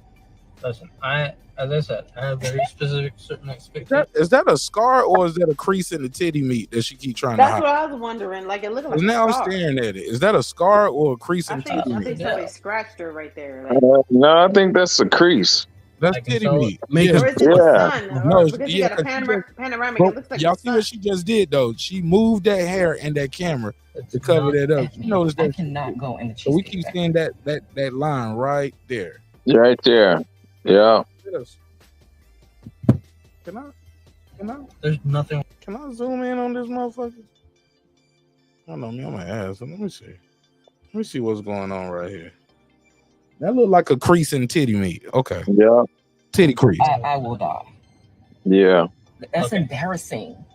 And then you're gonna look over and see that. Oop, and look, you should look down, move that over. I don't see how that could be a crease. Like the titty don't crease right there. Maybe her tit too small right there in the way she's sitting, or sitting up on the belly right there. Who knows?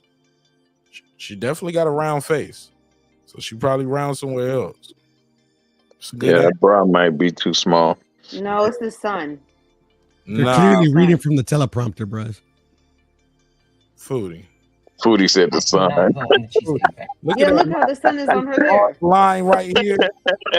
Well, that's that side, but the other side. No, I'm looking at the other side. She's looking at the other side. Where her Yeah. hand is. Left. Her hand No, is I'm looking on the other side. Oh no, that's a crease. Yeah, she's chubby. Yeah. Yeah.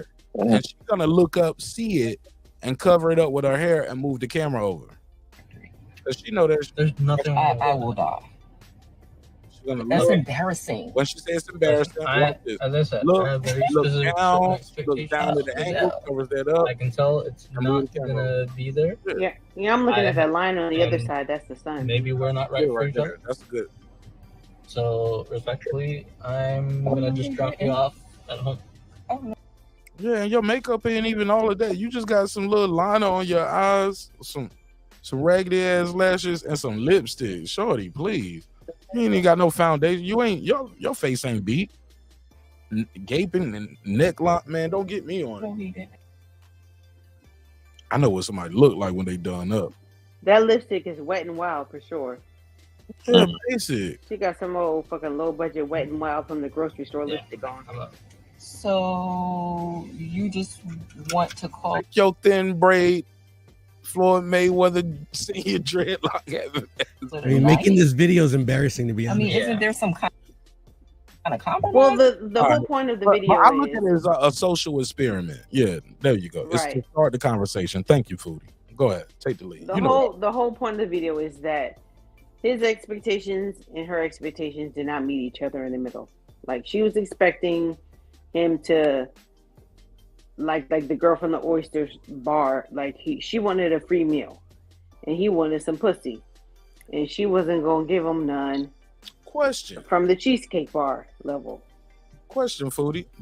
Knowing what we know now, seeing how this played out, is it possible Oyster Girl made that whole shit up? It ain't even no real person. She could have did that. They do it all the time. Listen. You're right. Went there and went there with somebody else too, and ordered all Or of that. nobody at all. Or we could have all went there for friends, and she could have just did that in 4 plates. You know what I'm saying? Or she like put it me down and there with you, nobody. or just her. Who knows? Yeah. Is it possible that shit was fake too? And I just That wouldn't is even put that very on- possible because she just showed text messages. She never showed even anybody's hand or anything at the table. One text message, and that could have been Listen. right. Yeah. That could have been her homeboy or anything like that, or Like, homegirl look, or I'm about to anything. send you a message. Don't worry about it. I'm just using this for content. For content. Exactly. For some content. Like back in the day. The we- fuck? I'm doing some content. The fuck? That's what she said. That's what she said. Go ahead. Exactly. Like a lot of these chicks, or like even back in the day, there would be bitches buying their own ring, talking about, oh yeah, he asked me to marry him. Like, bitch, no, he didn't. That nigga been ignoring your ass since forever. You don't want nothing to do with you, and all of a sudden you got a ring. Like, this shit ain't nothing new. It's just social media, and then people do that shit because people want to watch shit like this. It's just content. There's no need for love and hip hop anymore because people are so gullible that they'll just look at shit like this on the internet, like us. Go ahead. I mean, if it was a social experiment, they need to do their research because you find the signs and you can already tell it's fake. Talk to me, Porto.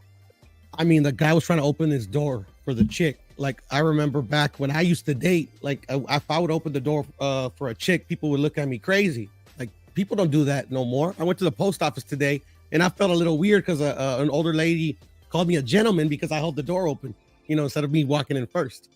So it's, you know, it's like the Did you hear the beginning when he said, oh, like almost like when they pulled up, she won't moving. He was like, oh, you want me to get your door? Did you hear that part? I heard it. Yeah, but that's when it's like, but first thing, no, I ain't gonna lie. Especially if he's hey, look, most girls, I ain't trying to hold my elbow out and tell them to hold my arm as we walk to the car as I pick them up on the first day. I walk up, nigga, I'm real nigga, beat the horn, beep beep. I'm outside. I never did that, bro. Like I was that's not the worst way to disrespect. No, there are dudes that do that, but I was taught a long time ago not to respond to that bullshit. Yeah, I don't just grab a girl hand. Like by the time I reach for a girl hand, when did I first hold a girl hand? Like, I start holding hands like as I got older in life, I start making my moves early. Start learning, make your moves early. She likes you. She gave you her number. Y'all been talking. She said you want to go out. Make your move early. So I got to the point I started making early moves, and it would be opening the door. I let her pick the music, but once we go out, when we go on the first date, I don't sit across from him. Sometimes I sit beside him. I want him to smell my cologne. You know what I'm saying? Maybe, matter of fact, I might start off across. It depends. Depends on how much we talk before that. I want to look at them across from each other. But for the most part, we sitting beside each other. We together. You know what I'm saying? We looking at our phones together. We talking about life, blah, blah, blah. We together. I want you to smell my cologne. I want to be all in your face and vice versa. Nope. And I want you to know I like you. You know. But at that point, shit, they like me too. You know. Much. Oh yeah, I start when I said I was going in, I would go in, Foodie. When I those are tests. That's the thing. Everybody has every gender has their let me know. So what you were looking for is for her to tell you, "Oh no, I want you to move across the table." Because you have we to don't tell know me each I other can like that. sit beside you on this date. Yeah, I'm sitting beside you. Because you already knew from the conversation. Matter of fact, but Foodie, I'm gonna be honest. A lot of times it might start off across from each other, and then at some point I might sit beside him, or the second date I might sit beside him. But for the most part, by the time we went out, man, we've been already talking from the point I hollered at you and said, "What's up?" Got your number. We've been talking on the phone. This was back in the day, kids. Yeah, we used to talk on the phone. We wasn't sending DMs. We talked on the phone for hours and hours. And that's what I'm saying, because she gave you a lot of time on the phone, so you already knew when you saw her that you could do that. She liked me, but even still though, it was a time though when I was younger, where I would talk to girls and see them at school every day, and when we go out, I would just be, "Oh no, I don't know. No, I don't. Rejection, it hurts. I'm embarrassed, man." You in already? She like you. That's when you're all kids and you don't know how to read. No, I just got older, and I was just like, "Shorty gonna have to tell me no." But for me to be in this part with you already, I'm yes already. I saw you. I liked you. I said, "What's up?"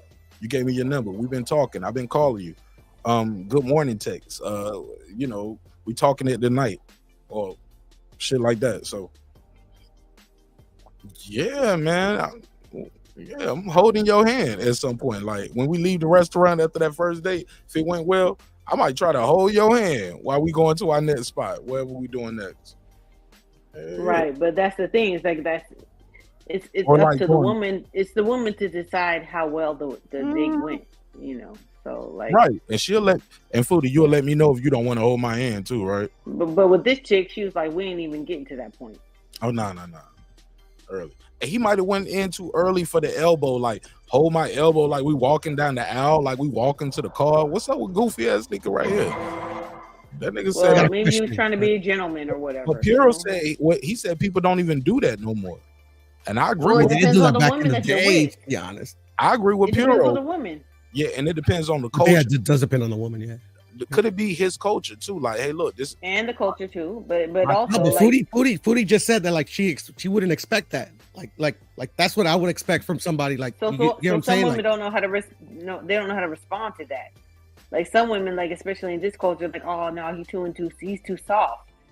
But Exactly. that's just being. That's just in general being nice. But I'm aggressive. Like when I like you, I like you. Or if I'm trying to holler at Clearly, you, we know you're aggressive by what you Aggressive. just told us, Mark. We used to do the competition shit. Like we used to go to the state fair and shit and see who could get the most phone numbers. See, but that's what but we know that though. Like women like me know that type of shit.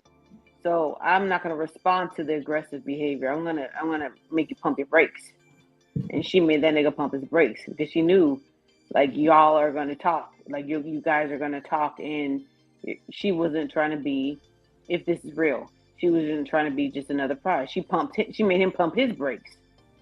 Like, let me see if this shit is real or not. But based on the conversation they were having, like he had reservations, yada yada yada. Like we don't know if that's true or not. I got a question. Go ahead. And after this, go to the next topic. Cool. Do you guys think social cues are relevant in this day and age? What you mean social? Like those social, like that video, like that, those experiments and shit. No, like Mark, like you were saying, like I've been once upon a time I'd been called aggressive as well, but like I didn't go too overly aggressive where I kind of wanted like this guy's a dick or something. Like a social cues, like something that you pick up from a woman or and vice versa. A woman picks up on a man to be like, okay, maybe I can grab her hand, maybe I can put my the yawn and stretch type shit. Do you think that still exists nowadays? Absolutely. Yeah, absolutely. Absolutely. Unless you're really young and dumb and full of like Hey, look, and let's be clear. Social cues are in our everyday life. Like by definition, like when by basic body language, yeah. Like when you see certain people do certain things while you like, bro, if we out in a crowd and you just see everybody running, you might start running too. Fuck around, be running towards the danger. Don't even know it. Be like, you just take off running. Like, what about this social media age though, Mark? Like you turn on your camera and we can see your expressions. Like you guys can't see mine. Yeah. Absolutely.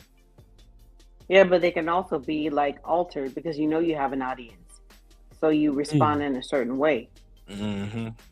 Okay. So it's all manipulated.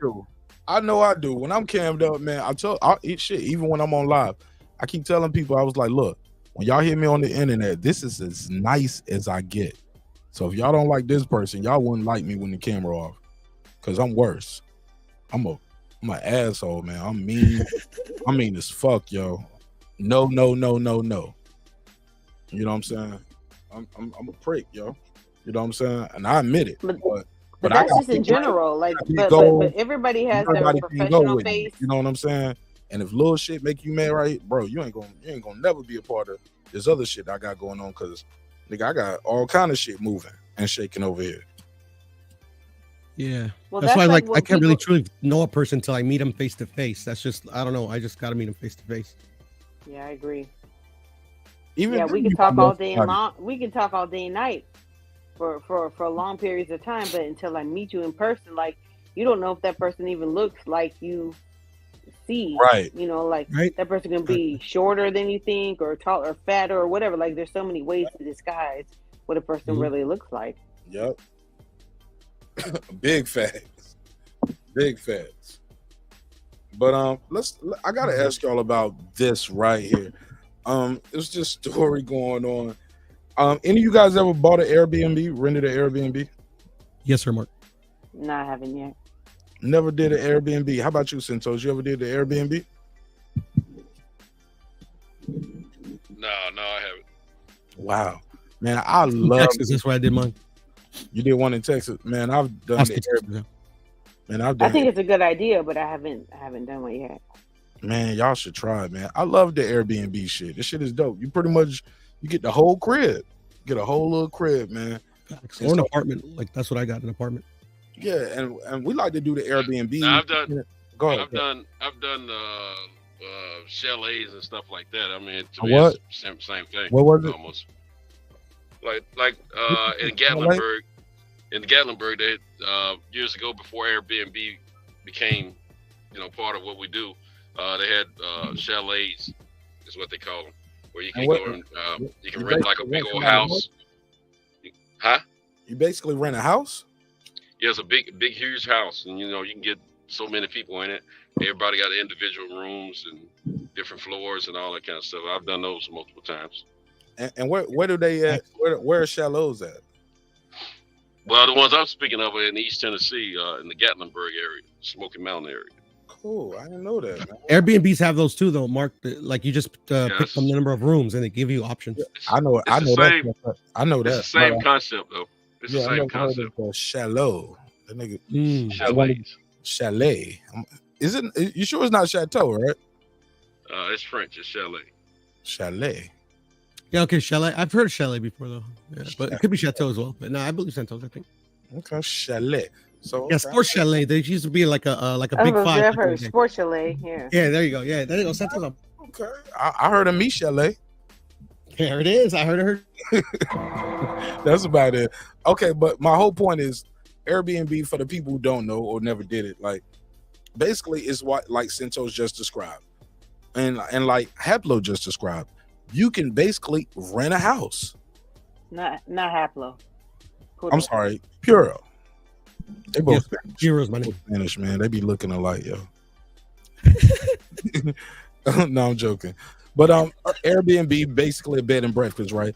But so basically people make passive income a lot of times off of renting out portions of their house, or they rent out the whole house and things like that. But we got this story right here of an Airbnb guest who refuses to leave. Have y'all heard about this story? I think you played it a while back. No more. Nah, it's a different one. And shorty is like it's a luxury Airbnb. This like, okay, let me click the link. Let me see. Is this the one? Can I click this one? I mean, that's a risk you kind of like take, right? Because like a lot of the times you don't even meet the owner. You know, they leave it in. No, that's not what's happening. No, that's not what always. This is a rare case because homie allegedly, from what we're hearing, wasn't authorized to do what he did. Like, I guess whatever let me find the story. Airbnb has refused to leave luxury but they said basically squatters, right? She's demanding $100,000 for her to leave. You want me to leave? Give me 100 racks, nigga. I get the fuck up out of here. But other than that, yeah, Poodle, like you hear about them squatters that they can't get out. Yeah, but that's different. But this is not like the squatting thing. This is different. This is not like that. This is a version of it with Airbnb because she's demanded $100,000 to vacate. She's been there for like 500 days and has not been paying. Okay, so a woman who has refused to leave a Los Angeles area Airbnb is now demanding $100,000 to get paid, according to a settlement offer reviewed by the Los Angeles Times. The host, Sasha Davanikic, said the woman's stay was scheduled to end in April of 2022, but then she refused to move out. Elizabeth Herkshorn, dubbed as the tenant from hell, quote unquote, has been living rent-free ever since April of 2022. Mr. Jovanovic, who owns the estate where the homestay is located in the hills of Brentwood. Shout out to everybody in California. Talk to me about Brentwood. What is that like, Foodie? Puro? Super luxury. Like that's OJ Simpson. OJ Simpson. Yeah, OJ Simpson. Yeah. Okay, that's Brentwood. Yeah.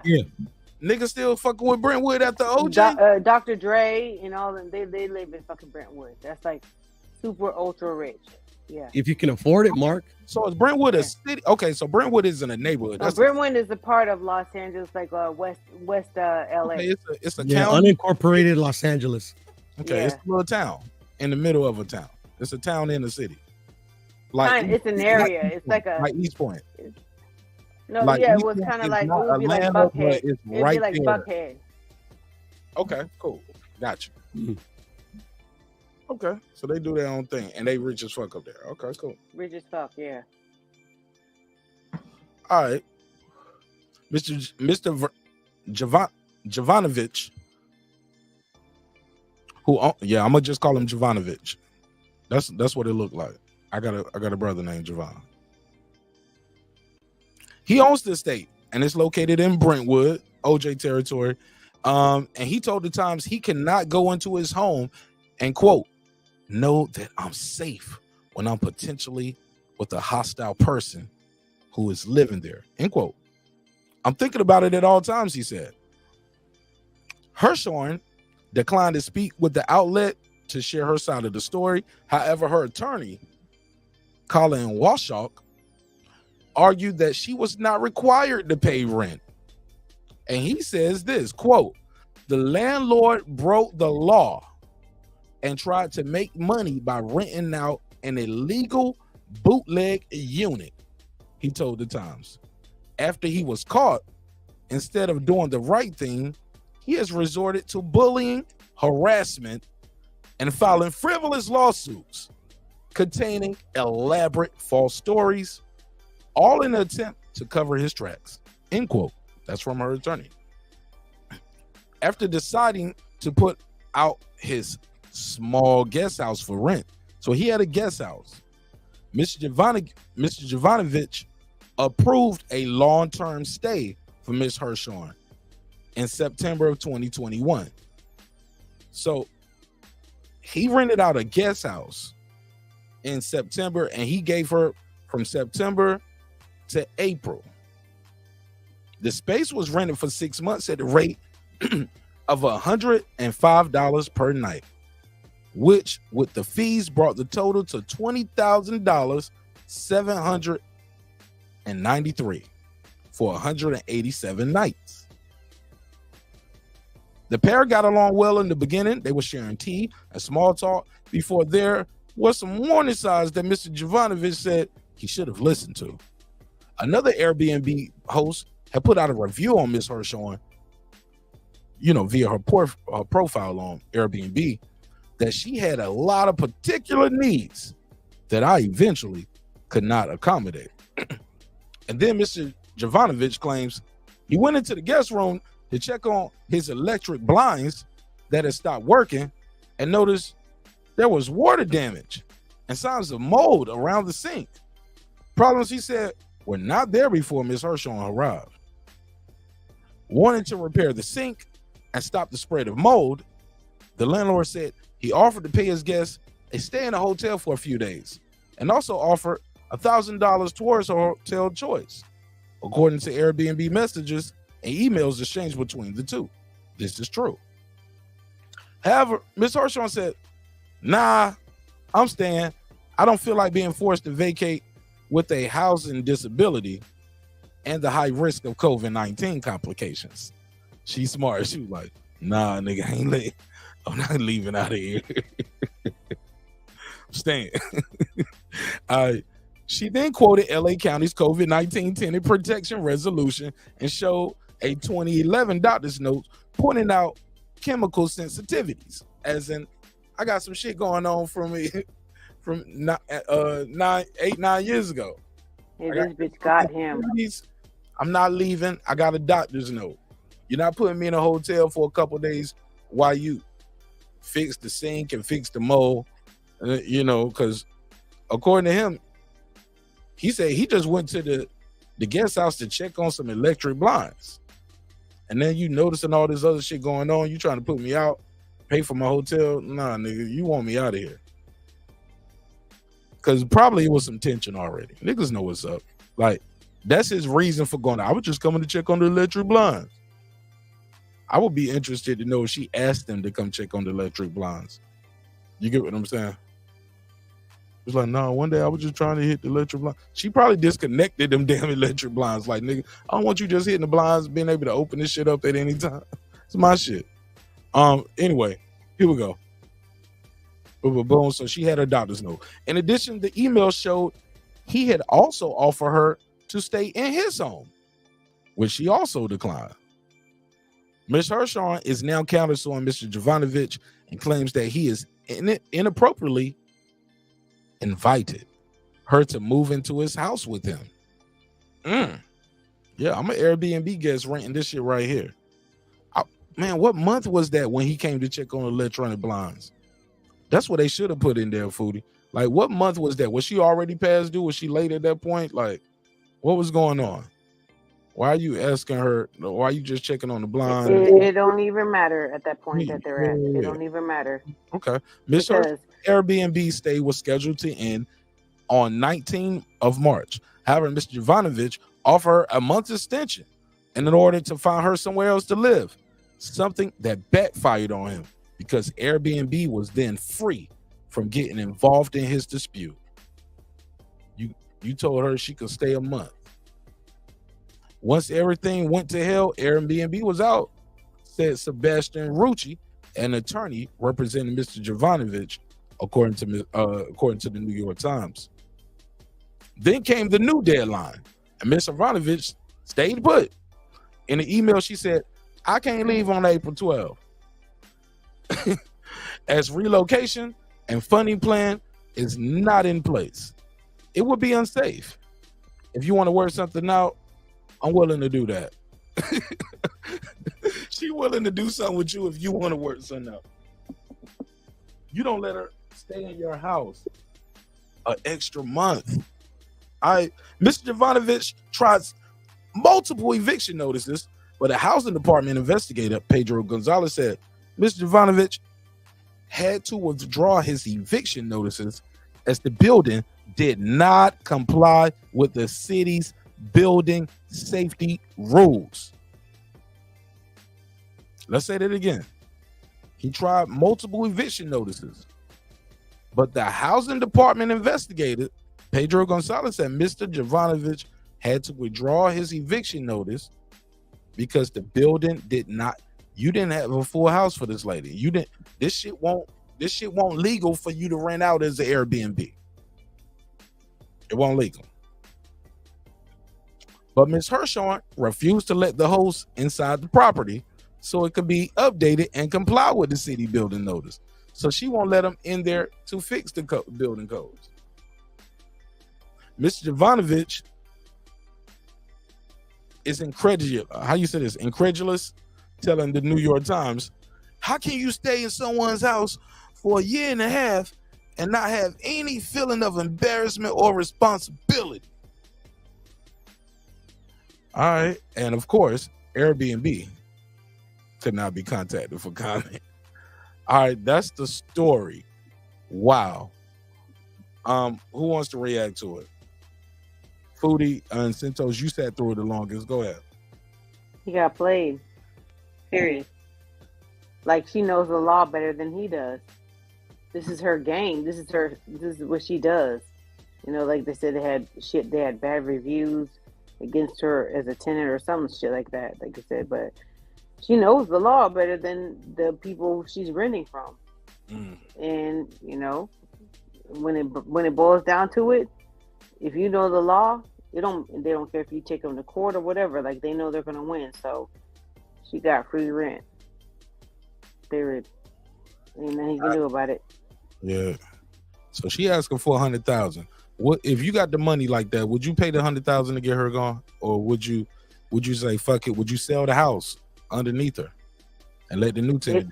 Yeah, if you could, I'd sell the house. It depends on how much it cost, like how much you think you can get from selling the house versus how much it would cost. You know, if the $100,000 is worth paying her. Would you do some grimy shit? No, I wouldn't do like grimy shit on his part or her part. Would you do some grimy shit like fucking with that guest house? Like, nigga, I come up here and put a whole bunch of, I run some mice through the little hole in the wall or some shit. Nah, it's too late for that. They didn't got the city housing authority involved. I mean, what obviously, no, he's on the spotlight now. I mean, like, you can make it uncomfortable for to live there, though, right? Well, he should have done that before it got to our ears. Because there's no law that says, because if she's not if I can't legally evict her, like through that process, I don't legally have to run water and lights to that unit, right? She might still want to stay there. And then with the whole mice thing, she might be like, you have a responsibility as a rentor to get like terminates. I'm not a renter. Hold up, but according to what we read, Airbnb is no longer in it. It's no rent. I had a No, contract. now it's to between rent now it's Airbnb. between Then that we don't woman have and no that contract. guy. Yeah, Yeah. we don't have no contract. You're not a rentor. You don't pay rent. You haven't paid rent. Right. But You're if not a it rentor. was I that easy, don't then if Yeah, it were that that's easy, weird. then she could then once Airbnb leaves the situation, he'd be able to kick her out. But it's not that easy, obviously. No, because he Now can't the kick renting her out. authority has gotten Hold on, into he that. can't kick her out because legally he didn't supposed to rent her that unit. But now she's not a renter. She's not paying rent. I can't kick her out. So what happens from here? Do I have to legally keep lights on there? Do I have to legally keep water on there? I'm trying to figure out where does it go. That's true. I mean, but still, she still might want to be there because there's $100,000 Well, on the yeah, they got a line, pool. Yeah, this shit got a pool and everything. I'm trying to find right? this shit is nice. She could stay there in the daytime and go stay somewhere else at night. And while she's gone, what can you do? Not much. She probably got hidden cameras and tripwires in that bitch, or bow and arrow. Yeah. Last that Like I nigga. said, this bitch knows the game. She knows the game. This is her game. Yeah, you have to do something with that power, man, that water. But it got to be more complicated than that, because that's the easiest thing to do.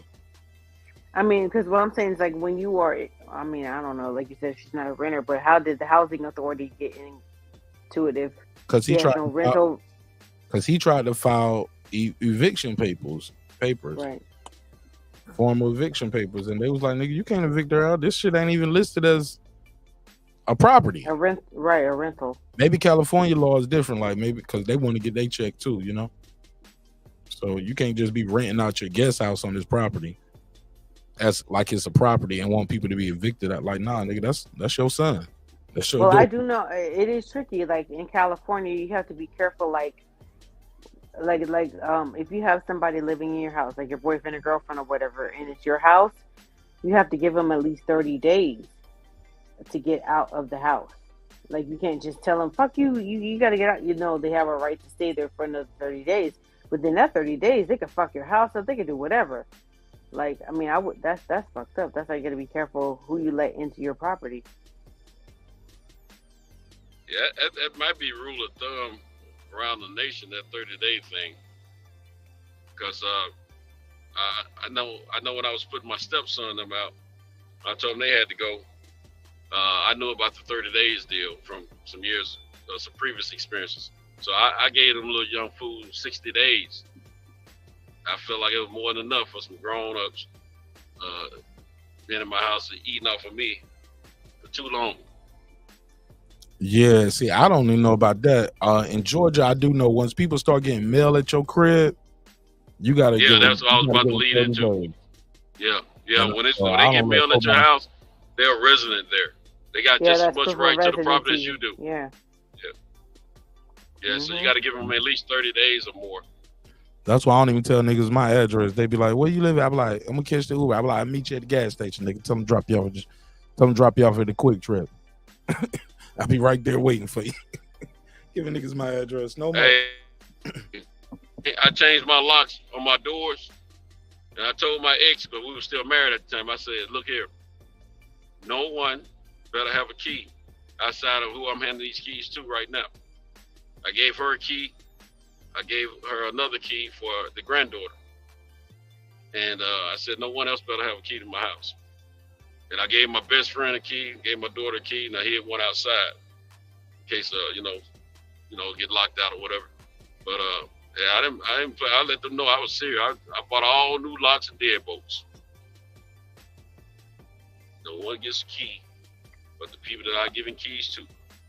I ain't even got keys to my doors. You got thumbprints. So it's easy for me to just go on my phone and change who has access to the thumbprint. Yeah, I was too tight to do that. Jump in too, y'all. After this, go ahead. Yeah, but look, those eviction laws they differ from state to state, county to county. They get a little weird, but like you said, Mark, rule of thumb is usually if somebody getting mail there, then you have to go through the eviction process, which is usually different from county to county. In that particular situation where the dude is renting out the guest house, I'm with you, Mark. I would have called my cousins. We'd been at that damn pool from 8 o'clock in the morning till 5 o'clock at night playing music. Man, we would have had that thing so damn uncomfortable. They would have got about it up. That would have happened. But he could have changed a lot of that shit. What as far as say it again? What if she tried to do the same thing to you the next day? Oh, that's cool. Yeah, because look, you can't have a noise ordinance typically from 8 a.m. to like 6 p.m. in most counties. In most, not all. You can't have noise ordinance during that time. So man, we having yoga at that goddamn time, or whatever the fuck it is that make a bunch of noise. That's what we doing at that goddamn pool. That's right by you. No, but she can do that when your cousins leave. Yeah. Well, she can when you trying to go. No, she can't. No, she can't. It's a time limit. So noise ordinances are after a certain time. I'm just keeping it above. You would have to get a lot of people committed to your flight right there. No, that ain't hard, Mark. I can think. Listen, everybody knows some cuz I give them 10 grand. Hey, nigga, you supposed to be over here for 2 months strong. Just come on over here, and this what you. It's cheaper than 100 grand. Guarantee you that. It ain't that hard. Like, but the problem is like those eviction status things that they get real tricky depending on the county. It's the people that I've seen benefit from them. Unfortunately, they haven't really benefited that much. Like I give you an example. Like look at the people with the housing foreclosures. That was in houses 2, 3, 4 years, and then walk up out of there with no new houses, no stack of money, none of that shit. COVID, people were in houses for 2 years strong, then walk up out of there with no stack of cash. So unfortunately, those people, they seem like they benefiting, but it don't look like they actually benefit a whole lot. They so smart, they just do themselves a disservice, and they mess with somebody's property. I think that nigga tried to holler, yo. Probably did. Like, cause they said they was having tea and breakfast together and shit, and he went over there to fix the electric blinds, then noticed some mold and shit. Told her she could stay with him for a while. She was like, "Nah, okay, I pay for your hotel." She was like, "Nah." I think they whatever was going on before her due date came and he wanted her out of there. But also, I think he had her in the house. Like she won't just you won't just having tea with her in the guest house. You don't invite her over to the big house. Come on over and have some tea and breakfast with me in the morning. All right. Yeah, he was too smart for his own good. Once you try to fuck or she let you fuck, nigga, I'm staying for free. I got a homeboy, bro, I know that was renting out a crib and he smashed the tenant, bro, and got her pregnant, yo. And she didn't pay no more. Actually, she stopped paying a couple times. And, he was trying to get her out. And then, they were still exchanging sex for rent. Then finally, he was like, yo, I'm just getting right with my baby mama, man. Fuck this shit. This shit over. I need you to pay your shit on regular. This shit over. I ain't fuck with you no more. Plus, she still had niggas. You know what I'm saying? You got a whole family, nigga. You just rent her out of this apartment and smash it whenever you want to smash. So he had a problem with her smashing other niggas and this, that, and the third, whatever. She fucks around and get pregnant. And that's when she said, I'm definitely not paying no more, nigga. You know what I'm saying? And I'm about to put you on child support. Fuck you mean? You know what I'm saying? She all in. But he put himself in that position. You feel me? Guess what homie did? Yeah, them eviction laws is like... them eviction laws. Hold up. Guess what he did? I'll wrap it up. Guess what he did though?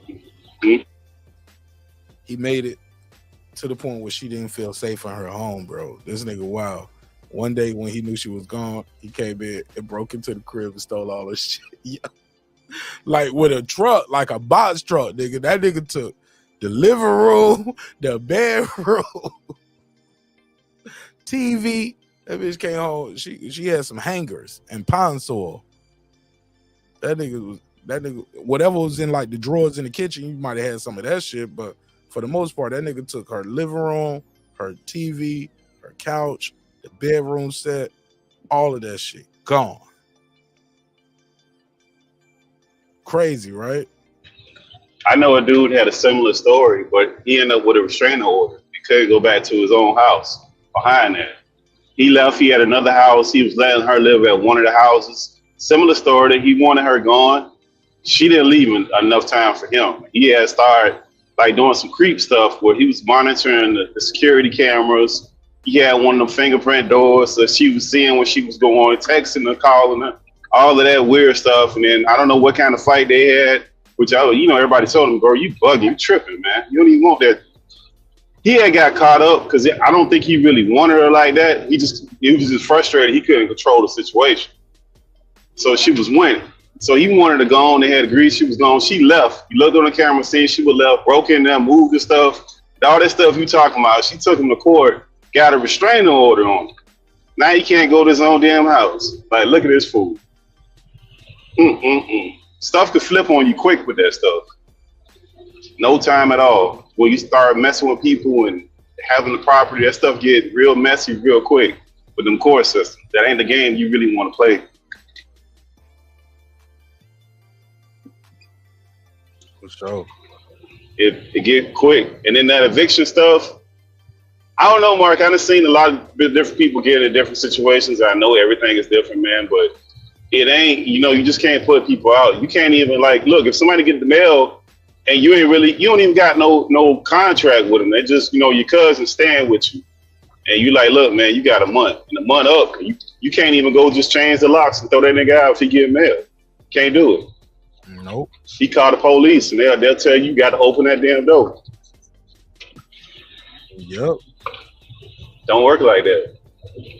Man, So, I had man, a cousin, I let it stay with me, man. That shit didn't even last that shit didn't even last 30 days. This nigga kicked my dough in, bro. Little nigga, man. Bro, he said I was taking too long to get home from work. Like, what, nigga? Like, and keep in mind, at that point, bro, I probably worked no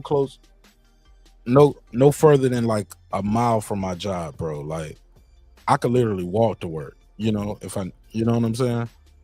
It was that close. I could have walked to work, bro. It was less than a mile from my house to my job. To add more to it, the bus that he was riding stopped right in front of my job. Had to stop right past my job. Then you turn and then you get off right in front of my house, my the apartments that I lived in at the time. That nigga could have got off at any of those. He could have walked to my job. And the crazy thing is, he didn't even tell me he had kicked the door in. Nobody knew he kicked the door in. Like, we were just sitting there. Like, I think I might have came home from work and the girl I was dating at the time was in there cooking. And the lights off in the living room. I ain't thinking nothing of it. I take out the trash, and as I'm walking back in, I see something on the wall. I was like, nigga, look like a snake or a worm or something. What is this? I cut the light on, and the line that I'm seeing is the frame, because he had pushed the frame back up, and there was a little line right there with some, from the drywall and the sheetrock and the paper, and the paint. That brown line that I saw wasn't no worm, nigga. I was like, oh shit. So the first thing I do, I've run upstairs, check to see if I got my studio equipment. Like, yo, niggas broke in the crib, like my shit gone. I run upstairs, everything there. I'm like, yo, the fuck? I'm asking everybody what's going on. And that's when that nigga told me, like, yeah, man. And I was like, that's when I asked her, I said, hold up. How you get in? As my lady. She said, open the door. I looked at my cousin. I said, how you get in? He said, shit. I said, hold on, how you get in? 'Cause I'm looking at this door right here. This door won't even lock and close right here. The hinges up. That nigga Mule kicked my shit. He was like, yeah, man, I did. I like, bruh, no, you didn't just kick my fucking door in, bro. I was like, how do we supposed to go through the rest of the day? How you supposed to go through the rest of the summer? He was supposed to be staying with me. He just graduated from high school and was supposed to be staying with me while he gets some remedial classes done to go to college this fall, So he's supposed to be here for like some math and science shit. This nigga don't kick my fucking door in. God bless the dead, man. He passed away last year, man. But Lil Cuz was bugging, yo. That shit was crazy. I remember telling that story on air, yo. When it first happened, didn't have the show, but I remember telling the story about why I don't let people stay with me no more. I don't care who it is, man. And that was my little cousin, man. I love Scotty, man. Rest in peace, cuz. But Scotty kicked my dough in, man. Yeah, letting people stay with you, period, is different though, Mark. That's look. guess what he told me? He said the crazy part is he's like, I feel so stupid. He said because right after I kicked the door in, I went in the house, sat down, and was like, "What the fuck am I doing?" And your girl walked right in. You know what I'm saying? Like, he said if I would have just waited 5 more minutes, that shit wouldn't have happened. But I was like, nah, nigga, if you would have brought up different, that wouldn't happen. That's what I told him. Because his mama was mad at me. She was like, he should have had a key. I was like, that nigga ain't even been here a week. Like, the nigga hadn't even been here like 2 weeks, bro. It was like the first week he did that shit. You know what I'm saying? Maybe a week and a half tops. I live so close to the job. He wasn't supposed to be there that long, but I was going to give him nigga a key. I just got around to it. You know what I'm saying? But it won't. Yeah. Man, that shit happened so fast, man. Like, bro, you just got here, bro. You don't kick my fucking door in. I got to pay for this. You know what I'm saying? The rent office ain't going to just be like, all right, cool. I had to pay them for that. You ain't authorized to be here anyway, nigga. You ain't on my lease. Yeah, you blowing the spot up. You blowing the spot up. But you know, that's that family part of it too. Like that's why I got one of my homeboys. He has a second house and he don't do leases no more. Where it's a tenant for like the annual lease where he rent it out. He do Airbnb for that particular reason because they're short-term rentals. If they break the lease, typically it's like a week or two. He gonna know immediately. It's not gonna be you're not paying me for 3 months and then I got to go through that whole eviction process, which takes a lot longer. So if you got an actual valid Airbnb thing, it's a lot quicker. But that family thing, that's why most people don't really let families stay with them like that because of those kind of situations right there. Some people get a little weird and take advantage sometimes. And especially if you're looked at the person who got a little bit more, then people have a lower expectation of what they're actually supposed to do around the house and their contributions that they're supposed to make. Which you just want the person to be successful. Obviously, if they're staying with you, you're not staying with them. Sometimes you could be taken advantage of. And that's not a good feeling either. And it ruins the entire relationship a lot of times too, unfortunately. Yeah, unfortunately, there's a lot of things you don't need to do with family, unfortunately, because family take full advantage of a kind family member. Get closer to the mic. Maybe the area that I'm in. But yeah, family. You're good. You just there you go. Yeah, family like to take advantage of the kind-hearted family member that's trying to help them out, and they don't want to do the right thing. They're gonna halfway do things because it's not coming out of their pocket. It's not their baby. It's not their responsibility to make sure whatever it is that they're trying to help them out with, stay afloat. It's just a whole lot of it's a very misfortune that family don't want to do right in a situation. I've tried to help family out multiple times and they screw you every time, man. Well, I don't say every time, but a lot of times your own family member will mess you up. What? Yeah, they ain't gotta try that with me no more. I ain't giving niggas 2 bites at the apple, bro. It's a wrap. Ain't nobody ever staying with me again, bro. Nah, I pay for rooms. I didn't offer. And look, Mark, somebody tried to stay with me on a hard time. One of my wife's cousins, and I was like, "Listen, man, we full over here, but I pay for you a spot for a month or 2." And that motherfucker got offended. Like, hold up, how the fuck he gonna get offended when I'm trying to pay for some shit? Now you definitely need to stay where the hell you at. Whatever you going on, I don't know. Because I even know the story didn't make no sense. Because when motherfucker tell you a story. And you start adding it up, like, hold up, you just got evicted? Nah, that's not how that goes. You don't just get evicted. Nah, that's not exactly not how that go. I know you lying. Yeah, can't. Nah, that's not how that goes. That's a process, bro. Yeah, they don't just come knock on your door and say get out. I can't deal with no liars. So I help you out because you family, which I probably shouldn't do, but I'm gonna do it anyways because you got kids. Here you go. Yeah, hold up, Brent. I'm about to call you Brent.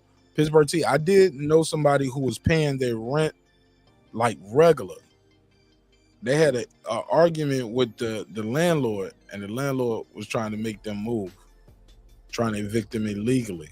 Because he was like, yo, y'all need to fix. It was like something going on with like the hot water heater leaking or something going on with something that they needed to fix. So the lady tried to get in the lead. And he was like, nah, fuck that. I paid y'all a long time and I paid y'all early. And I remember going to court with him and his wife that day. Hey, look, he had his suit on and everything. I was like, well, you know, I'm gonna wear my suit too. So we showed up in the suits and everything. And basically what happened is the judge put him, you know, I guess that was my first time ever going to that kind of landlord rent court. It's different from traffic court.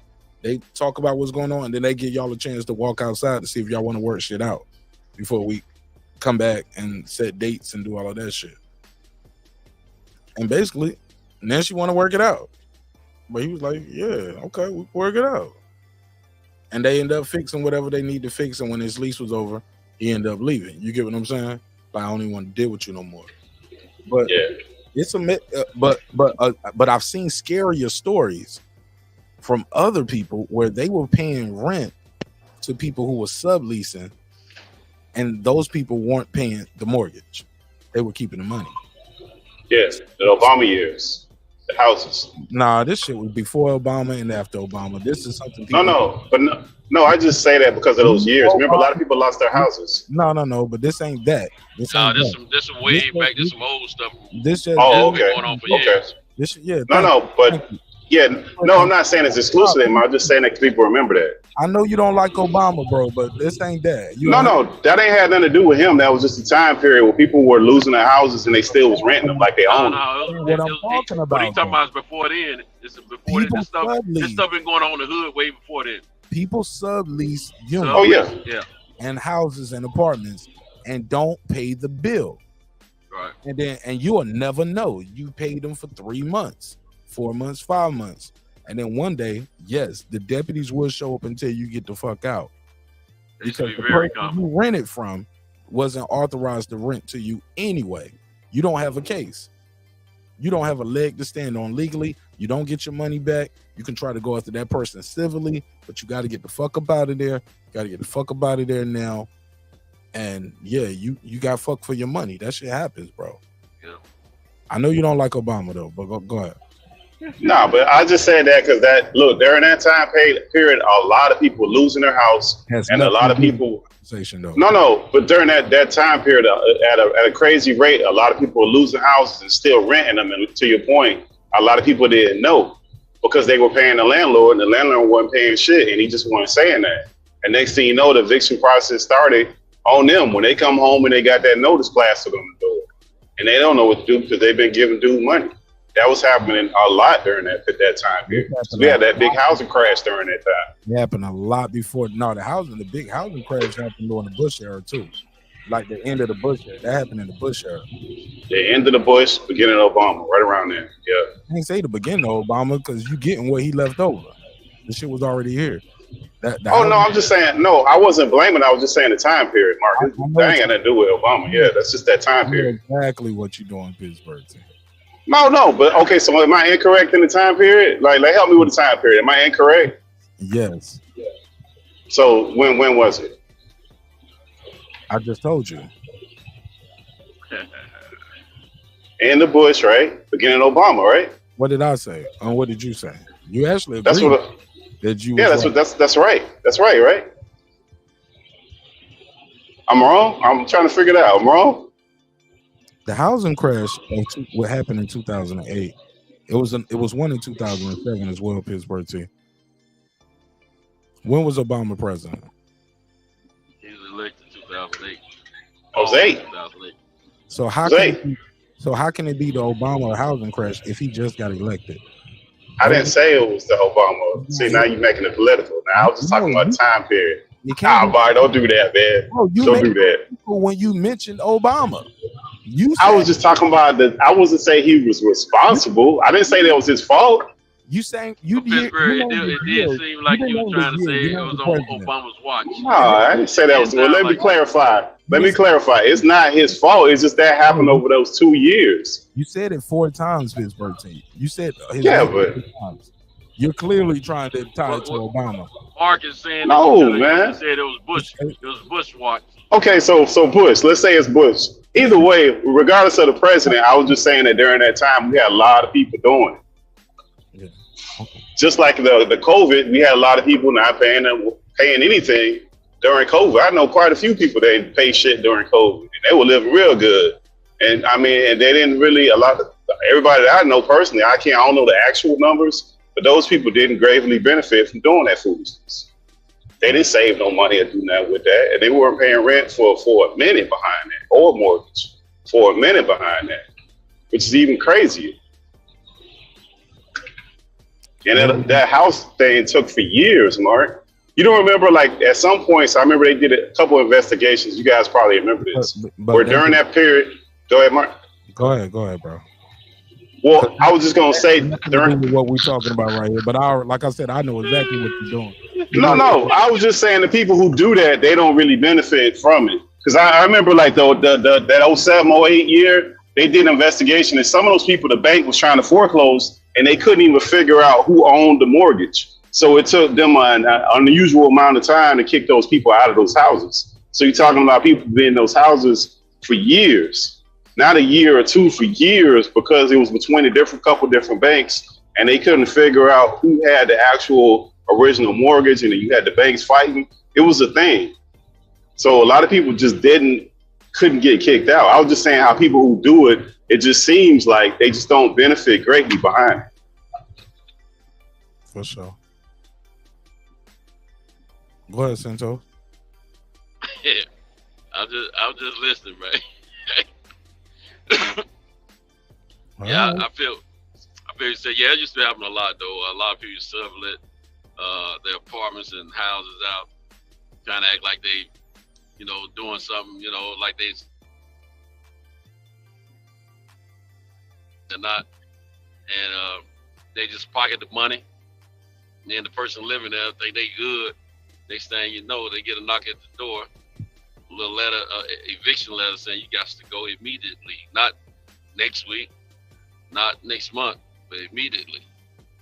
And it used to happen a lot, man. It was so common, man. It's sad, but it was common.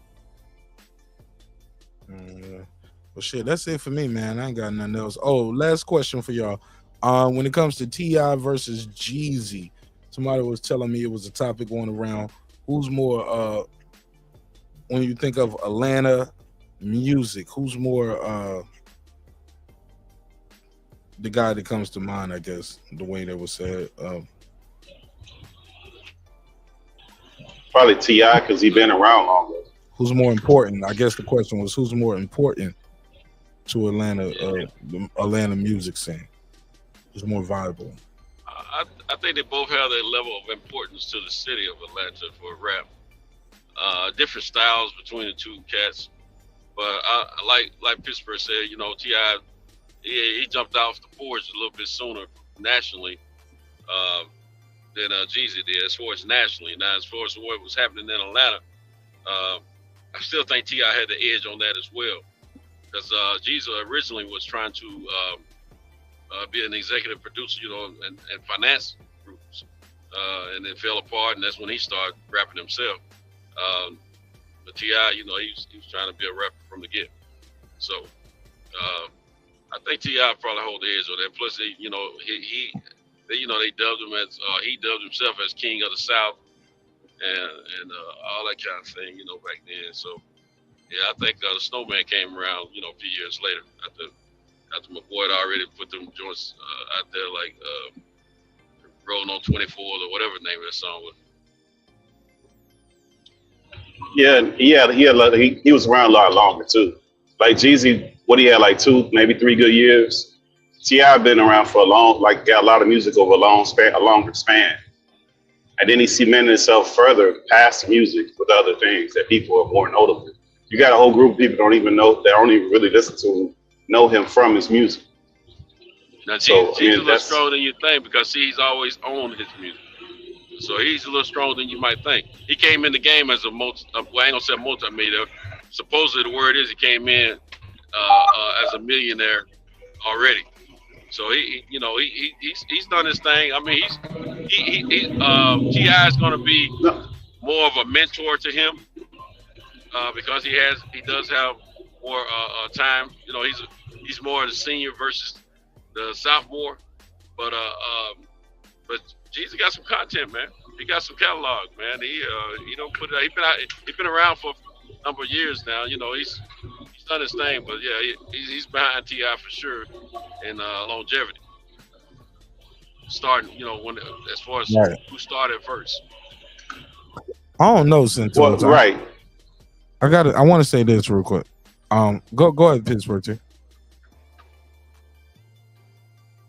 No, go ahead, Mark. Go ahead. I'll say this though. I think Jeezy definitely had more than 1 or 2 years. Good years on Pittsburgh too. I think that nigga had a nationally though. Okay, I could be wrong. Yeah, you're very wrong on that one. I promise you that. Jesus. My son turned on to him years ago. The boy, look at Jeezy the had boy like, doing his thing. He don't done his thing, man. For a long time. Definitely had more of a back to back run. Like whenever he came out, that shit, he was fucking it up for a minute, yo. Like, cause look at it. By the time he did My President Is Black, he'd been out for years at that point. When he did that joint with Nas, he'd been out for like already, 4 or 5, might have been like 4 or 5 years at that point. Yeah, he's been around for a minute. Let's put it like this. My son was about 16 or 17 when he turned me on to the Snowman. Jeezy. My son's 35 now. So that'll give you a little idea right there.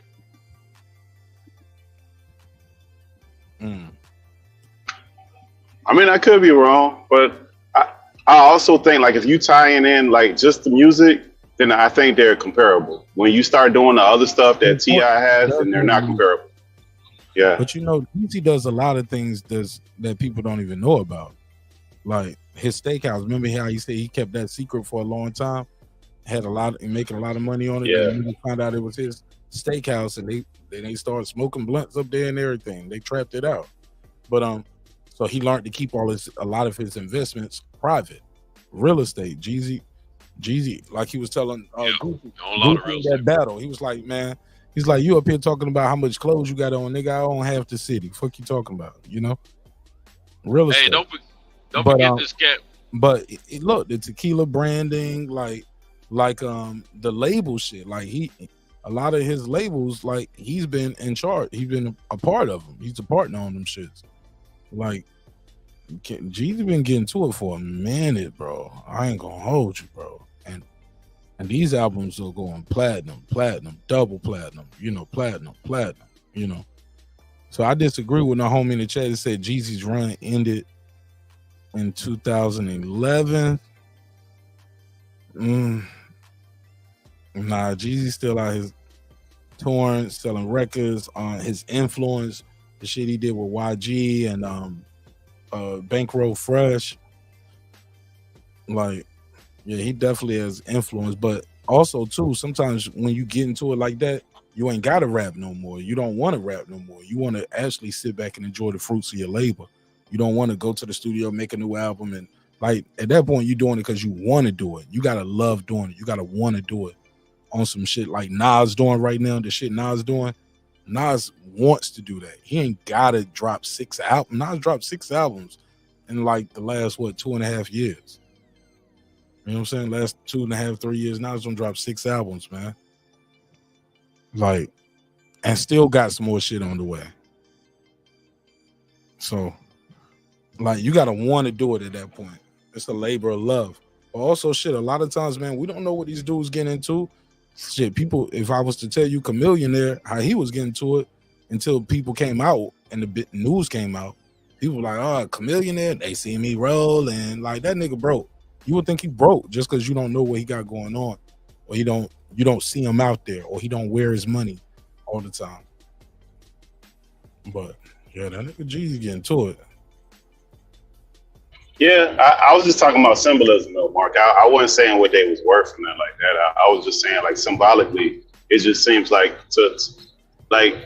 T.I. been in the news more in the headlines. People would know him outside of music more likely than they would Jeezy, the younger generation. So like music wise, I think they're about the same. Go ahead. He is a Grammy winner though. Did Jeezy win a Grammy? Yeah, I believe he did. Yeah, I believe he did. Where you won a Grammy? I believe he did. I believe. I don't know the years. I believe he did. I could be wrong. I believe he did, Mark.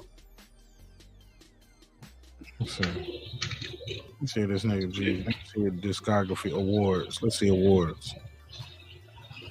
I believe they're pretty comparable. Nah, first thing I see is BET Award. I was wrong. Absolutely wrong. I see American Music Award nominee twice. 2007, I see BET Awards, BET Hip Hop Awards. Okay, Grammys. Okay, he's been nominated 4 times for the Kanye West song. Hey, look. Okay. For Kanye West, Put On For My City. Amazing featuring Kanye with Kanye West. Lose My Mind with Plies. And I Do with Jay-Z and Andre 3000. So those is 4 nominees. T.I. is a winner. I do know that.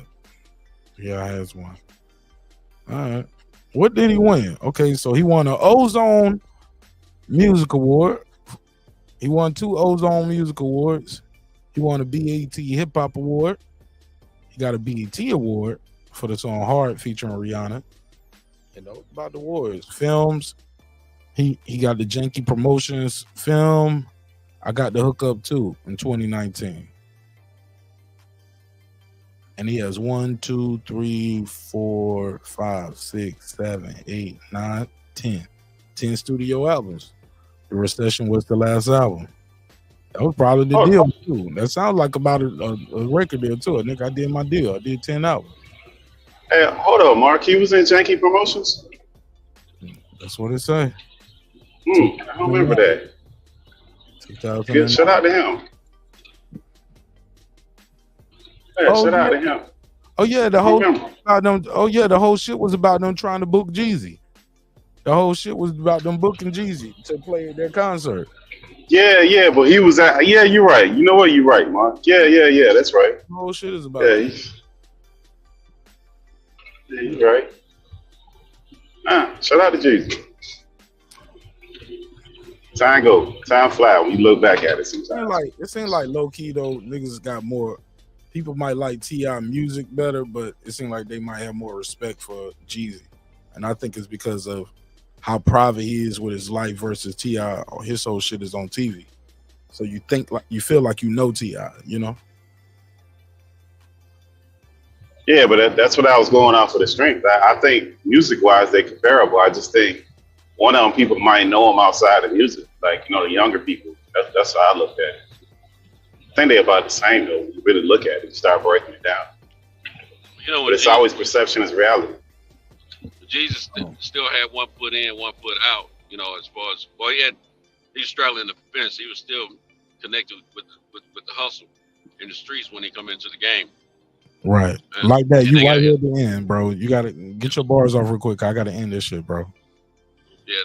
Oh, you said like that? Yeah, go ahead. If it's the end, well, I'm just gonna catch you next time.